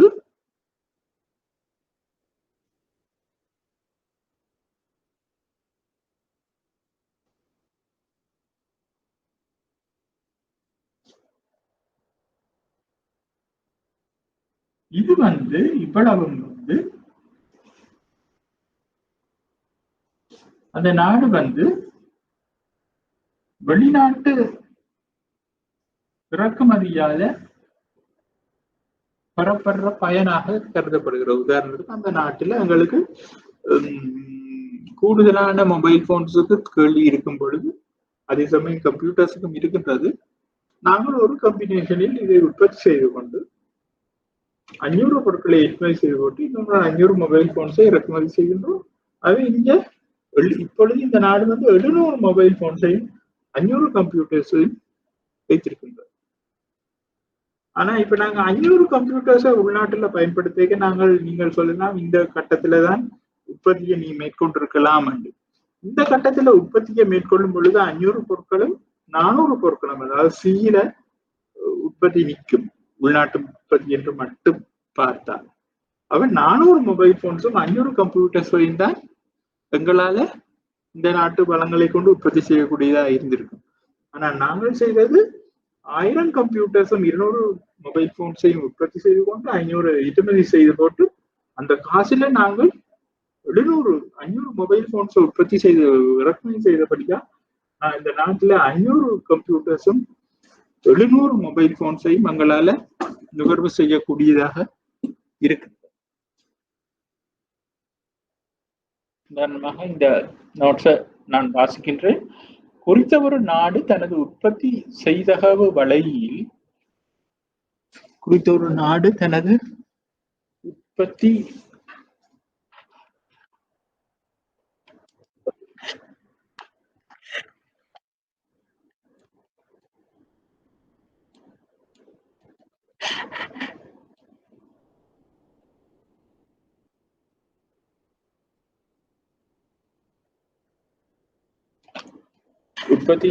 இயலளவு வலையின் அது வெளிப்புறமாக உள்ள உற்பத்தி சாத்தியமற்ற பகுதியில் உள்ள புள்ளி ஒன்றில் உற்பத்தியை மேற்கொள்ள முடியாது. உதாரணமாக இந்த புள்ளியில எங்களால உற்பத்தி செய்ய முடியாது. ஆனால் சர்வதேச வர்த்தகத்தில் ஈடுபடும் பிற நாடுகளுடன் ஏற்றுமதி இறக்குமதி மூலமாக பொருட்கள் சேவைகளை பரிமாறிக்கொள்வதன் மூலம் உற்பத்தி இயல்தகவு வலைக்கு வெளிப்புறமாக அமைந்துள்ள ஒரு புள்ளியில், அதாவது இந்த ஜி என்ற புள்ளியை தான் அது சொல்லப்படுது, குறித்த பொருளாதாரம்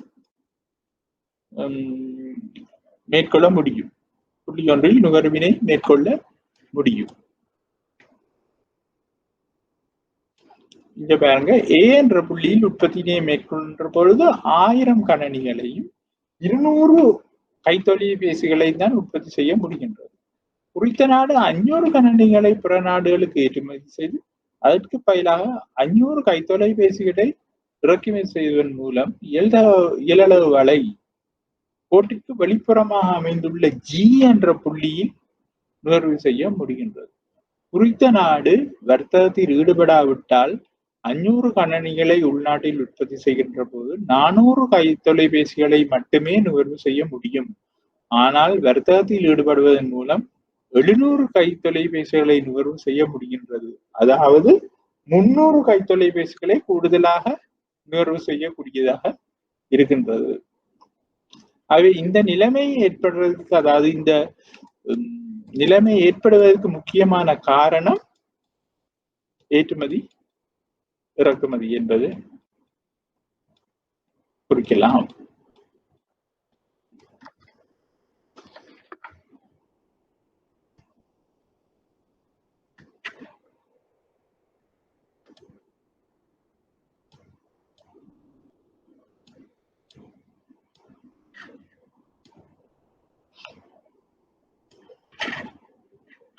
மற்றது இந்த தொழில்நுட்ப முன்னேற்றம், அடுத்ததான் நாங்க பார்க்க போறது இந்த தொழில்நுட்ப முன்னேற்றம் என்றது.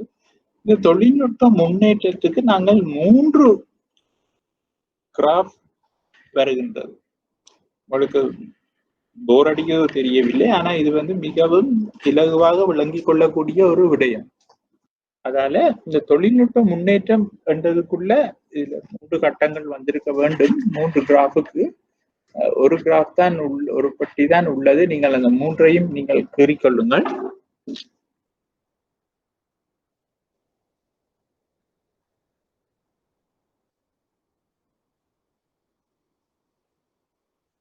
நான் இதிலே மிகவும் மெதுவாக இந்த வகுப்பை கொண்டு செல்கின்றேன். முதலாவது வகுப்பிலும் இந்த வகுப்பிலும். இதற்கு முக்கிய காரணம், நீங்கள் உயர்தரவியலிலோ எங்குமோ பொருளியலை படிக்காதவர்களுக்கு இது விளங்க வேண்டும் என்பதால். சில வேளை எங்கேயாவது நீங்கள் பொருளியலை படித்து போட்டு இங்க வந்து படிக்கும் பொழுது உங்களுக்கு மிகவும் போர் அடிப்பதாக இருக்கலாம். ஆனால் ஒரு நாளுமே படிக்காத ஆட்களை நான் மனதில் கொண்டுதான் நான் இங்கே படிப்பிக்க வேண்டி உள்ளது. அப்படி படிப்பிக்கும் பொழுது உங்களுக்கு இதில் நான் படிப்பித்தல் ஏதாவது ஒன்று விளங்கவில்லை என்று சொன்னால் நீங்கள் எனக்கு அறிவிக்கலாம், இல்லாட்டா ஐபிஎஸ்எலுக்கும் அறிவிக்கலாம். என்னுடைய இமெயில் அட்ரஸை இதில் எழுதி விடுகிறேன்.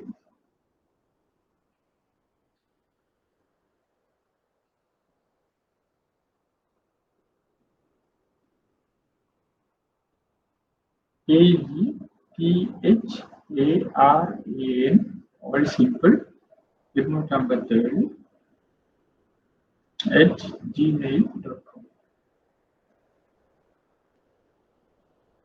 இல்லாவிட்டால் நீங்கள் ஐபிஎஸ்எலுக்கும் அறிவிக்கலாம்.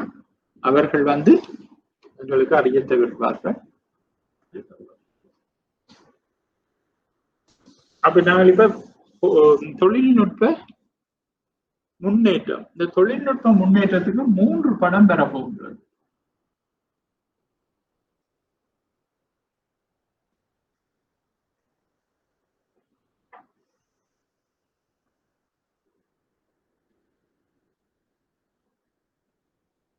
மூன்று படம் என்று சொன்னால், உதாரணத்துக்கு முதலாவது படத்தை பாருங்கள்.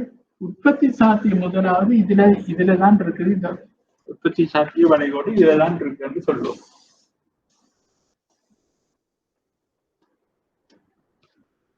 அதாவது பி. நான் முதலே கூறிய உதாரணத்தின் அடிப்படையில் 1 ஏக்கர் காணியில நாங்கள் இவ்வளவு கோதுமையை இவ்வளவு அரிசியை தான் உற்பத்தி செய்யலாம். இதுதான் உற்பத்தியின் நிறை தொழில் மட்டம் என்று கூறிக்கொண்டிருக்கிறோம். எந்த எடுகோலின் அடிப்படையில் தொழில்நுட்பத்தில் மாற்றம் இல்லை என்பது எடுகோலி.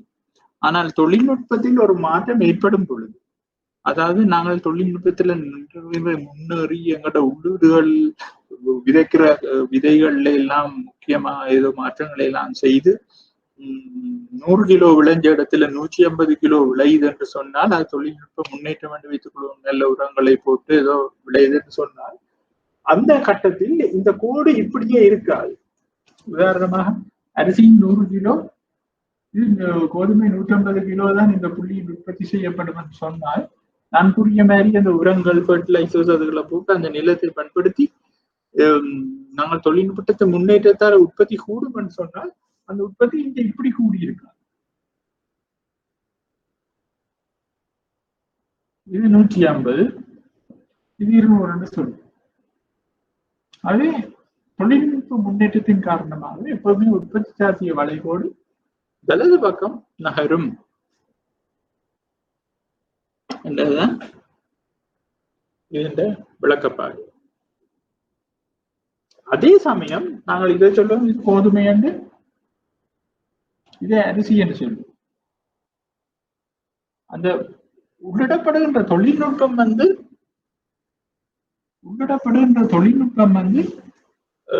கோதுமையை மட்டும்தான் கூட்டும், கோதுமையின் உற்பத்தியை மட்டும்தான் கூட்டும், அரிசியின் உற்பத்தியை கூட்டாது என்று சொன்னால் அந்த தொழில்நுட்பம் அரிசி மாறாது.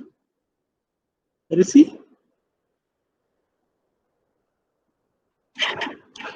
மாறாது.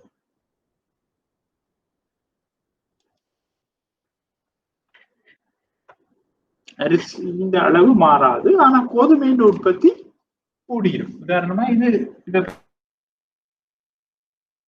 பாருங்க, 100 இருந்த அரிசி 100 இருக்கின்றது, கோதுமை மட்டும் 150 200 கூடியும். அப்படி என்று சொன்னால் இந்த உற்பத்தி சாத்திய விளைவோடு இப்படி வந்தால் அதற்காகத்தான் நான் 3 படம் வேண்டும் என்று சொல்கின்றேன்.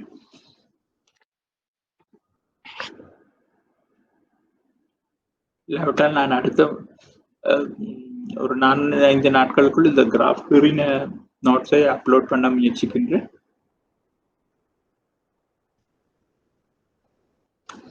அப்படி இல்லை,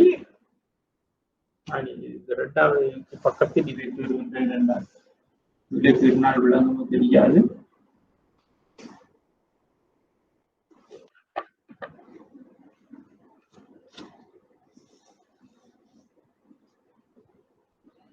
அப்படி இல்லை, கோதுமையில் மாற்றம் இல்லாமல் அரிசி மட்டும் தொழில்நுட்ப முன்னேற்றத்தின் காரணமாக கூடுகின்றது என்று சொன்னால், 250 என்று சொன்னால் அரிசி மட்டும் கூடுகின்றது, கோதுமையில் மாற்றம் இல்லை என்று சொன்னால் அந்த கோடு இப்படி இருக்கு.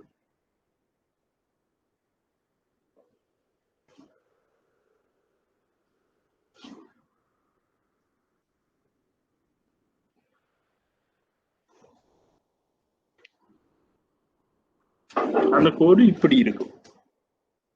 அதை தொழில்நுட்ப முன்னேற்றத்துக்கு 3 கிராஃபை நாங்கள் வழங்கலாம். ஒன்று, தொழில்நுட்ப முன்னேற்றம் இந்த மாற்று பயன்பாடுடைய 2 பொருட்களையும் உற்பத்தி செய்கிற 2 பொருட்களையும் ஒரே அளவாக உயர்த்தும் என்று சொன்னால் உற்பத்தியில் அந்த கோடு அப்படி இருக்கு. இங்கே ஒன்றை மட்டும்தான் உயர்த்தும் என்று சொன்னால் மாற்றமடையாத புள்ளி அங்கேயேதான் இருக்கும். மாற்றமடைகிறது, உயர்ந்து காணப்படும். அதே மாதிரி மற்ற பொருள் தான் அதிகரிக்கும், மற்றது மாற்றமடையாமல் இருக்கும் என்று சொன்னால் இப்படி இந்த படம் மாதிரி அமைந்திருக்கும்.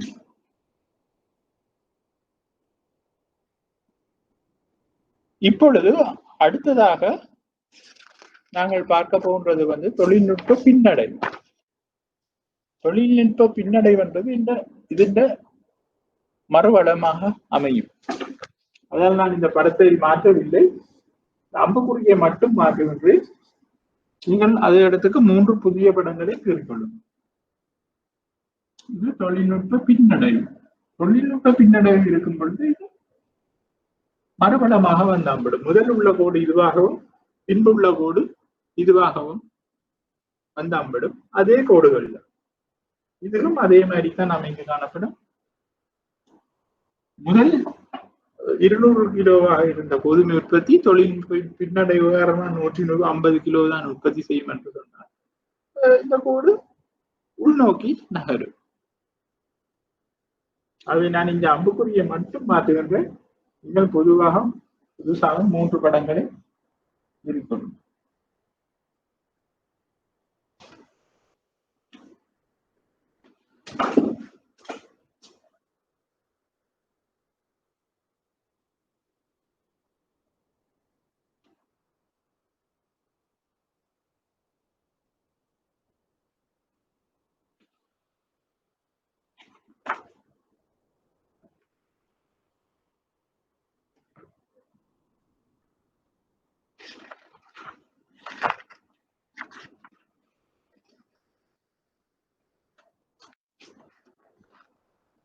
இதெல்லாம்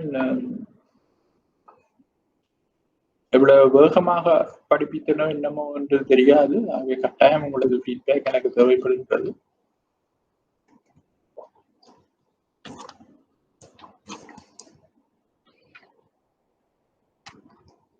அடுத்ததாக நாங்க கடைசியாக பார்க்க போறது பொருளாதார வீழ்ச்சி.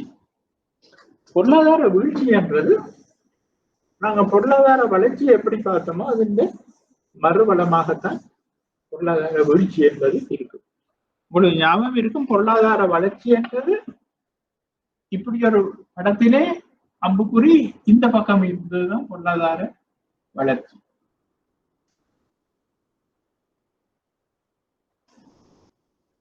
பொருளாதார வீழ்ச்சி என்றது இதேதான், இது இருந்த படம் தான். தொழில்நுட்ப வீழ்ச்சி என்னவோ அப்படித்தான் பொருளாதார வீழ்ச்சியும் இருக்கும். அதாவது ஏற்கனவே இருந்த கோடு இது, பொருளாதார வீழ்ச்சி என்பது இந்த கோடு உள்நோக்கி வருகின்றது. கெப்பாசிட்டி குறைவடைகின்றது. 200 150 இருந்த உற்பத்திகள் 150 100 குறைவடையமாக இருந்தால் அது பொருளாதார வீழ்ச்சி என்று அர்த்தம்.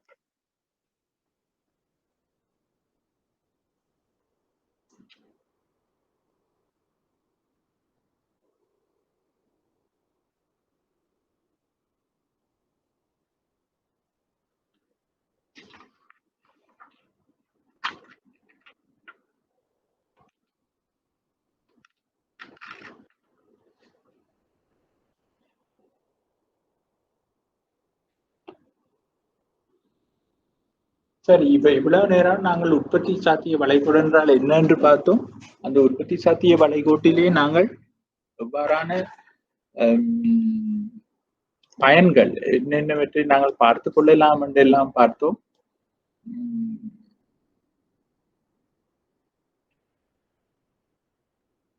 அடுத்ததாக நாங்கள் ஆரம்பத்திலே பார்த்தது போல் என்ன பொருளை உற்பத்தி செய்வது, எவ்வாறு உற்பத்தி செய்வது, யாருக்காக உற்பத்தி செய்வது என்பதை நாங்கள் பார்க்க வேண்டி உள்ளது. அதற்கும் இந்த உற்பத்தி சாத்திய வளைகோடு பிரயோசனப்படுகின்றது என்றதுதான் அர்த்தம். உதாரணமாக என்ன பொருளை நாங்கள் உற்பத்தி செய்வது என்பது பார்ப்போம். குறித்த ஒரு பொருளாதாரம் தனது வளங்களை நிகழ்காலத்தில் நுகர்வு பண்டங்களது உற்பத்திக்கு அதிக அளவு ஒதுக்குவதா, இல்லாட்டா முதலீட்டு பண்டங்களின் உற்பத்திக்கு அது அதிக அளவில் ஒதுக்குவதா என்ற தெரிவானது எதிர்கால பொருளாதார வளர்ச்சியின் அளவை வைத்துக் கொண்டுதான் தீர்மானிக்கப்படுகிறது. உதாரணமா ஒரு நாடு தீர்மானிக்கிறது தற்போது உள்ள காலகட்டத்தில் நாங்கள் நிறைய முதலீட்டு பொருட்களை உற்பத்தி செய்வோம். முதலீட்டு பொருட்கள் என்று சொன்னால் அந்த பொருட்களை மக்கள் நுகர இயலாது. உற்பத்தியாளர்களுக்குரிய பண்டங்களை தான் முதலீட்டு பண்டங்கள் என்று சொல்றோம். உதாரணமாக மெஷினரிஸ் என்று சொல்லலாம். மெஷினரிஸ் முதலீட்டு பண்டங்கள். உதாரணம், மெஷினரி ஒரு நுகர்வோர் இறுதியாக நுகர்கின்ற ஒரு நுகர்வு பொருள் இல்லை. அது இடையில உற்பத்தியாளர்கள் தங்களோட உற்பத்திக்கு பயன்படுத்துறதுக்காக வாங்குறது தான் மெஷினரி என்று சொல்லப்பட்ட இயந்திரங்கள். அது ஒரு முதலீட்டு பண்டங்களா நாங்கள் எடுக்கலாம். உதாரணமாக ஒரு நாடு தனது வளங்களை எல்லாத்தையும் கொண்டு இப்படியான மெஷினரிஸை உற்பத்தி செய்கின்றது என்று சொன்னால், அந்த மெஷினரிஸை உற்பத்தி செய்து அந்த மெஷினரிஸை கொண்டு நுகர்வு பண்டங்கள் பொருட்களை உற்பத்தி செய்வதற்கு நீண்ட காலம் எடுக்கும். அப்ப தனது வளங்களை கொண்டு மெஷினரிஸையும் முதலீட்டு பண்டங்களை உற்பத்தி செய்வது என்று சொன்னால் அதை உற்பத்தி செய்வதற்கு 1 வருடம் செல்லும் என்று சொல்லுவோமே. பிறகு அந்த மெஷினரிஸை கொண்டு வளங்களை ஒன்று சேர்த்து நுகர்வு பொருட்களை உற்பத்தி செய்வதற்கு இன்னும் 1 வருடமோ 2 வருடமோ செல்லும் என்றால் 3 வருட காலம் மொத்தமாக எடுக்கும் இன்றையிலிருந்து. அப்படி ஒரு நாடு ஒரு முடிவு எடுக்கும் என்று சொன்னால் அந்த 3 வருடத்துக்கு பிறகு அந்த நாட்டுக்கு கிடைக்கிற பொருளாதார வளர்ச்சி என்றது பெருமளவாக. ஏனென்று சொன்னா முதலீட்டு பண்டங்களை உற்பத்தி செய்து அந்த முதலீட்டின் மூலம் மிக கூடுதலான அளவில் நாங்கள் நுகர்வு பொருட்களை உற்பத்தி செய்யலாம். அதனால அப்படி 3 வருஷம் செல்லும், ஒரு குறிப்பா நான் சொல்றேன், அப்படி ஒரு நீண்ட காலம் எடுக்கும் என்று சொன்னால் அந்த நாட்டின் பொருளாதார வளர்ச்சி வந்து மிக பெரிதாக இருக்கு.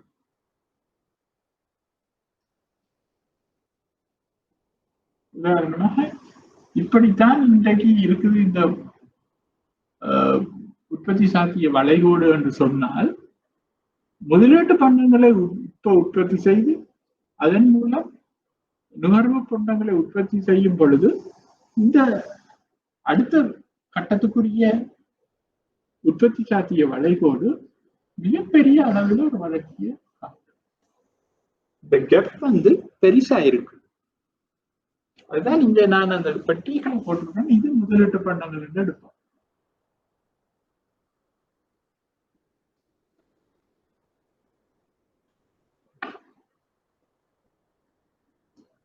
நுகர்வு பண்டங்கள்.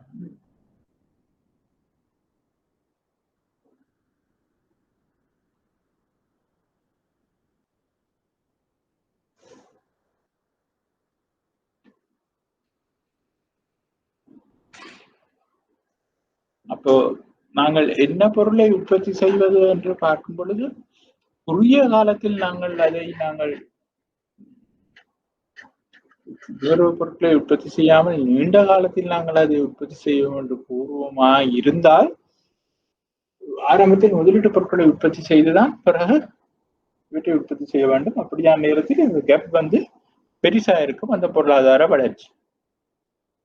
அப்ப நான் அதுல சொல்லப்படுறது என்னன்னா, குறித்தோட பொருளாதாரம் தனது வளங்களை நிகழ்காலத்தில் நுகர்வு பண்டங்களது உற்பத்திக்கு அதிக அளவு ஒதுக்குவதா, முதலீட்டு பண்டங்களின் உற்பத்திக்கு அதிக அளவில் ஒதுக்குவதா என்ற தெரிவானது எதிர்கால பொருளாதார வளர்ச்சியின் அளவை தீர்மானிக்கின்றது. குறித்த ஒரு பொருளாதார நுகர்வு பண்டங்களுக்குரிய வள ஒதுக்கீட்டினை அதிகரிக்குமானால் அப்பொருளாதாரத்தின் வளங்களின் அளவானது பெருமளவில் அதிகரித்து உற்பத்தி இயலளவானது பெருமளவு அதிகரிப்பதனால் எதிர்காலத்தில் மிகப்பெரியதொரு பொருளாதார வளர்ச்சி ஏற்பட்டு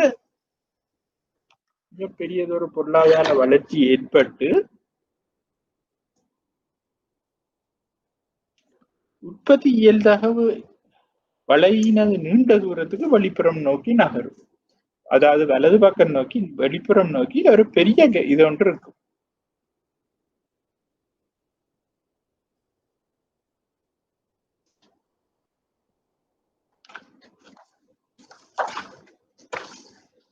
ஆகவே அந்த பெட்டிக்குள் அந்த கேப்பை இந்த படத்தை நீங்கள் கீறிக்கொள்ளுங்கள்.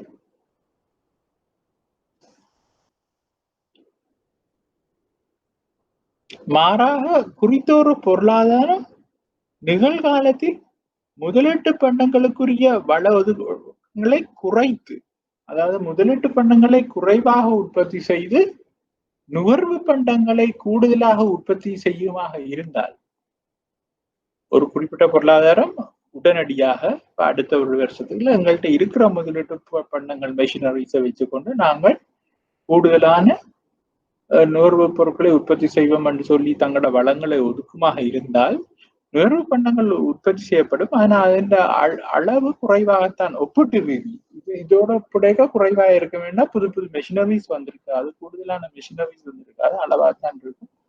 ஆகவே அவை வந்து உற்பத்தி ஒப்பீட்டு ரீதியில் குறைவாக இருக்கும். அப்ப ஒப்பீட்டு ரீதியில் குறைவாக இருக்கும் பொழுது இந்த கேப் வந்து தான் இருக்கும்.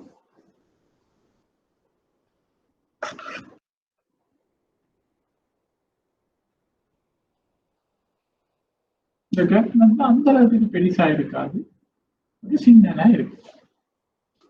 இதே அடுத்த கட்டத்துக்குள் நீங்கள் கூறிக்கொள்ளலாம். ஆகவே இதுவும் ஒரு அமைய செலவு தான்.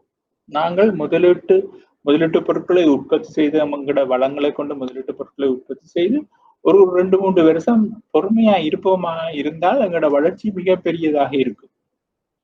அப்படி இல்லாம நாங்கள் உடனடியாகவே நுகர்வு செலவுகளுக்கு பொருட்களை உற்பத்தி செய்ய வேண்டாம். எங்களோட சந்தர்ப்ப செலவு, அமைய செலவு இப்படித்தான் இருக்கும். அதாவது நாங்கள் ஒரு தியாகத்தை செய்யவில்லை, தியாகத்தை ஒரு 3 வருஷம் பல்ல கடிச்சு கொண்டிருந்தால் பெருசா இருக்கும். அப்படி இல்லாம உடனடியா நாங்க நுகர்வோணும் என்று வெளிக்கிட்டே இப்படித்தான் இருக்கும். அதாவது இந்த நோட்ஸில் என்னென்று சொல்லப்படுகின்றன்னு சொன்னால், குறித்த ஒரு பொருளாதார நிகழ்காலத்தில் முதலீட்டு பண்டங்களுக்குரிய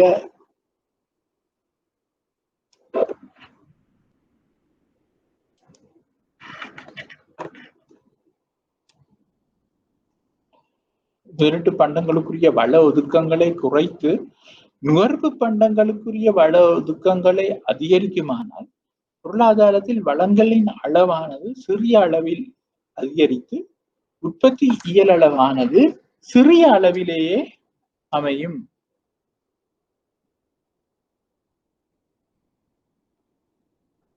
சிறிய அளவிலேயே அமையும்.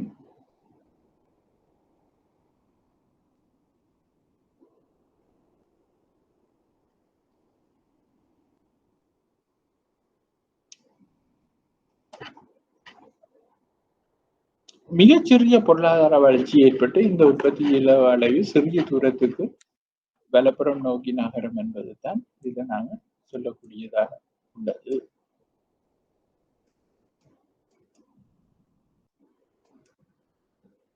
இதுதான் நாங்கள் பொருளாதார வளர்ச்சிக்கான அமைய செலவுன்னு கூறுறோம். பொருளாதார வளர்ச்சி எங்களுக்கு வேணும் என்று சொன்னா இந்த இதை தியாகம் பண்ணணும், இல்லை என்று சொன்னால் எங்களுக்கு அந்த தன்மை இல்லையாவே அந்த பட்டிக்குள்ள நாங்கள் இந்த படத்தை கீறிக்கொள்வோம். அப்ப நாங்கள் முக்கியமான பொருளாதார பிரச்சனை அடிப்படையாக பொருளாதார பிரச்சனைகள் என்று கூறுகின்றோம். என்ன பொருளை எந்த அளவில் உற்பத்தி செய்வது, எவ்வாறு உற்பத்தி செய்வது, யாருக்காக உற்பத்தி செய்வதில் இப்ப நாங்க என்ன பொருளை உற்பத்தி செய்வது என்றதை நாங்கள் பார்த்துட்டோம்.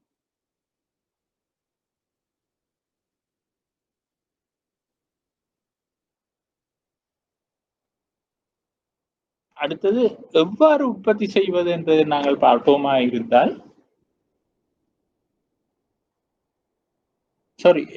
என்ன பொருளை உற்பத்தி செய்வது என்பதை தான் நாங்கள் முதலாவது பார்க்க வேண்டி இருக்குது.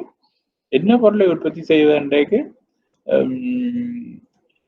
எல்லையற்ற தேவைகள், ஸ்ட்ரோக், அதுக்குள்ள அந்த நோட்ஸ்ல போட்டுக்கொள்ளுங்க. ஸ்ட்ரோக் விருப்பங்களுடன் வரையறுக்கப்பட்ட வளங்களும் உள்ளதால் அந்த முதலாவது படத்தை தருக என்றது நான் ஏன் கூறுகின்றேன் என்றால், நாங்கள் ஏற்கனவே இதுல நாங்கள் பார்த்த ஒரு படத்தை தான் நாங்கள் பழையபடி இங்க கீற போகின்றோம்.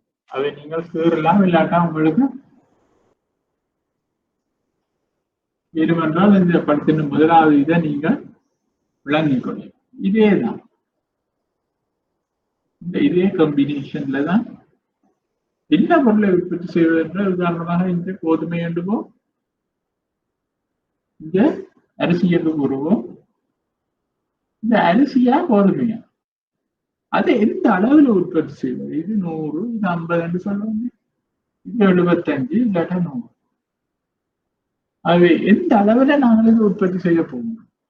100 அலகு கோதுமையும் 75 அலகு அரிசியும், இல்லாட்டா 50 அலகு கோதுமையும் 100 அலகு அரிசியையுமா உற்பத்தி செய்ய போகின்றோம் என்பதை கொள்கை வகுப்பாளர்கள் தான் முடிவு செய்யணும். அதற்கு இந்த உற்பத்தி சாத்திய வளைகோடு துணை போகின்றது. இந்த உற்பத்தி சாத்திய வளைகோட்டை பயன்படுத்தலாம். அதைத்தான் நான் என்ன பொருளை உற்பத்தி செய்வது என்பதற்காக இதில் கூறப்படுகின்றது.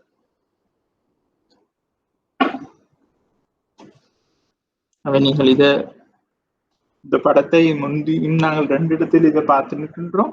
அமைய செலவுக்காகவும் இதைத்தான் நாங்கள் பார்த்தோம். இப்போ இங்க என்ன பொருளை உற்பத்தி செய்ய போகின்றோம், என்ன கம்பினேஷன் உற்பத்தி செய்யப்பட போகிறோம் என்பதற்காக இந்த படத்தை படிப்படி போட்டுள்ளோம். அடுத்தது எவ்வாறு உற்பத்தி செய்ய போகிறோம், எவ்வாறு உற்பத்தி செய்யப்படும். உதாரணத்துக்கு முதலீட்டு பொருட்கள்,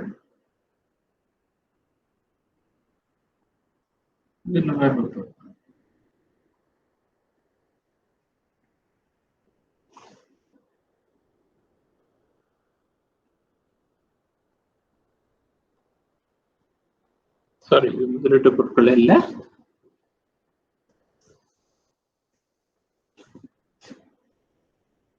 இயந்திரம், அதாவது முதலீட்டு பொருட்கள், இது உழைப்பு, மனித உழைப்பு. இதுல எதை நாங்கள் பயன்படுத்தி எங்களது உற்பத்தியை மேற்கொள்ளப்பட போன்றோம் என்பதையும் இந்த உற்பத்தியும் சாத்திய வழிகோட்டின் மூலம் அறிந்து கொள்ளலாம். இந்த இயந்திரத்துல இது A புள்ளி என்று சொன்னால், இயந்திரத்துல 50 ஊழியத்தில் 1000 பயன்படுத்தலாம்.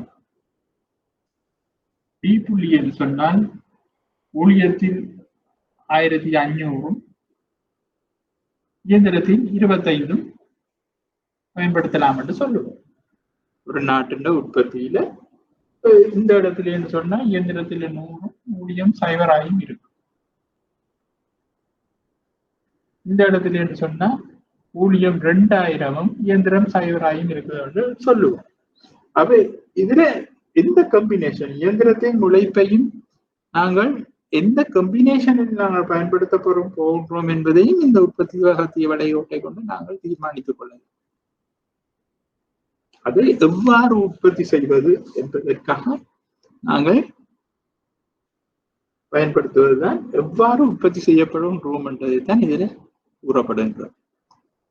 இயந்திரத்தை கொண்டு உற்பத்தி செய்ய போறோமா இல்ல மனித உழைப்பை கொண்டு உற்பத்தி செய்ய போறோம். ஒரு சின்ன திருத்தம் ஒன்று உங்களுக்கு நான்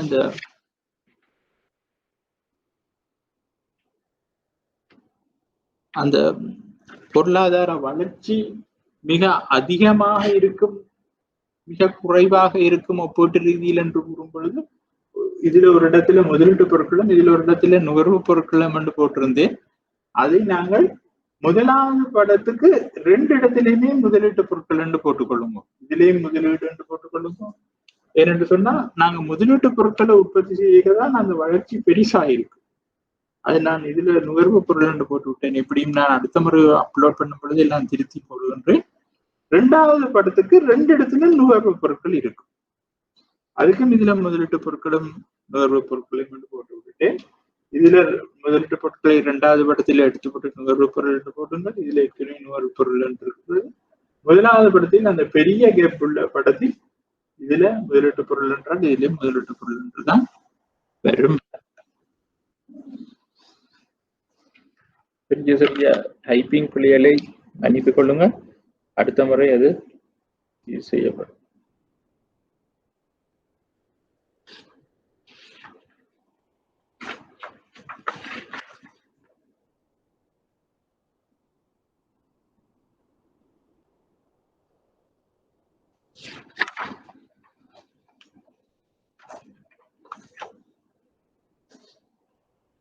மூன்றாவதாக நாங்கள் பார்க்க போகின்றோம் யாருக்காக நாங்கள் உற்பத்தி செய்ய போகின்றோம் என்பதுதான் மூன்றாவதாக நாங்கள் பார்க்க போவது.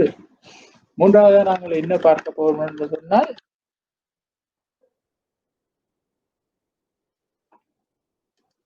யாருக்காக உற்பத்தி செய்வது,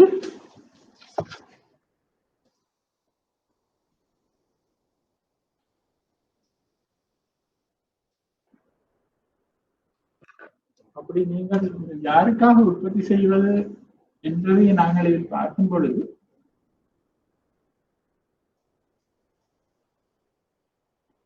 இது நிறை தொழில் மட்டமாக உள்ளது என்று சொல்கின்றோம்.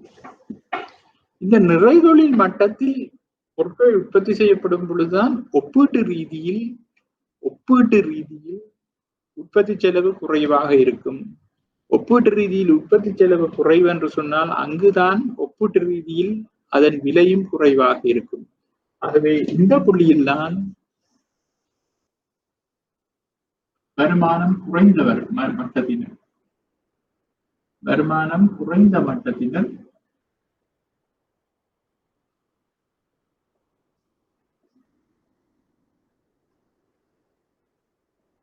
நுகர்வை மேற்கொள்ளுவர்.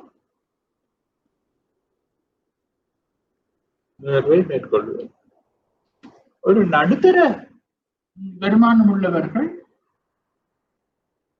நிறை தொழில் மட்டத்துக்கு போக வேண்டும் என்ற அவசியம் இல்லை. அவர்கள் கொஞ்சம் கூடுதலான விலை கொடுத்து வாங்குறதுக்கு தயாராக இருப்பார்கள். அதனால அது உற்பத்திக்கு உள்ளே இந்த உற்பத்தி சாத்திய வளைகோடு நிறை தொழில் மட்டத்துக்கு உள்ளே உற்பத்தி நடக்கும் பொழுது அது சாத்தியமாகும். ஆகவே நடுத்தர வர்க்கத்தினர்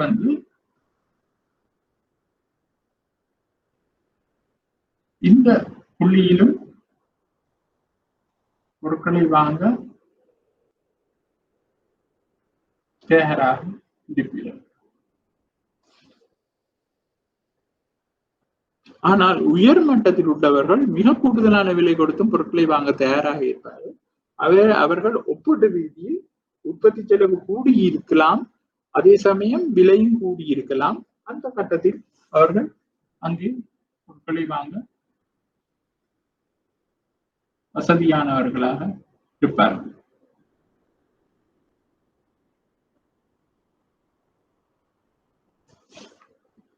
ஆகவே இந்த மூன்று மட்டத்தினரும் இந்த மூன்று உற்பத்தி சாத்திய வளைகோட்டின் மூன்று இடங்களில் தமது பொருட்களை வாங்க தயாராக இருப்பார்கள். விளைதொழில் மட்டத்தில் தான் உற்பத்தி செலவு குறைவா இருக்கும், கூடுதலான பொருட்கள் உற்பத்தி செய்யப்படும். ஆகவே வருமானம் குறைந்தவர்கள் அங்குதான் வாங்க உகந்ததாக இருக்கும்.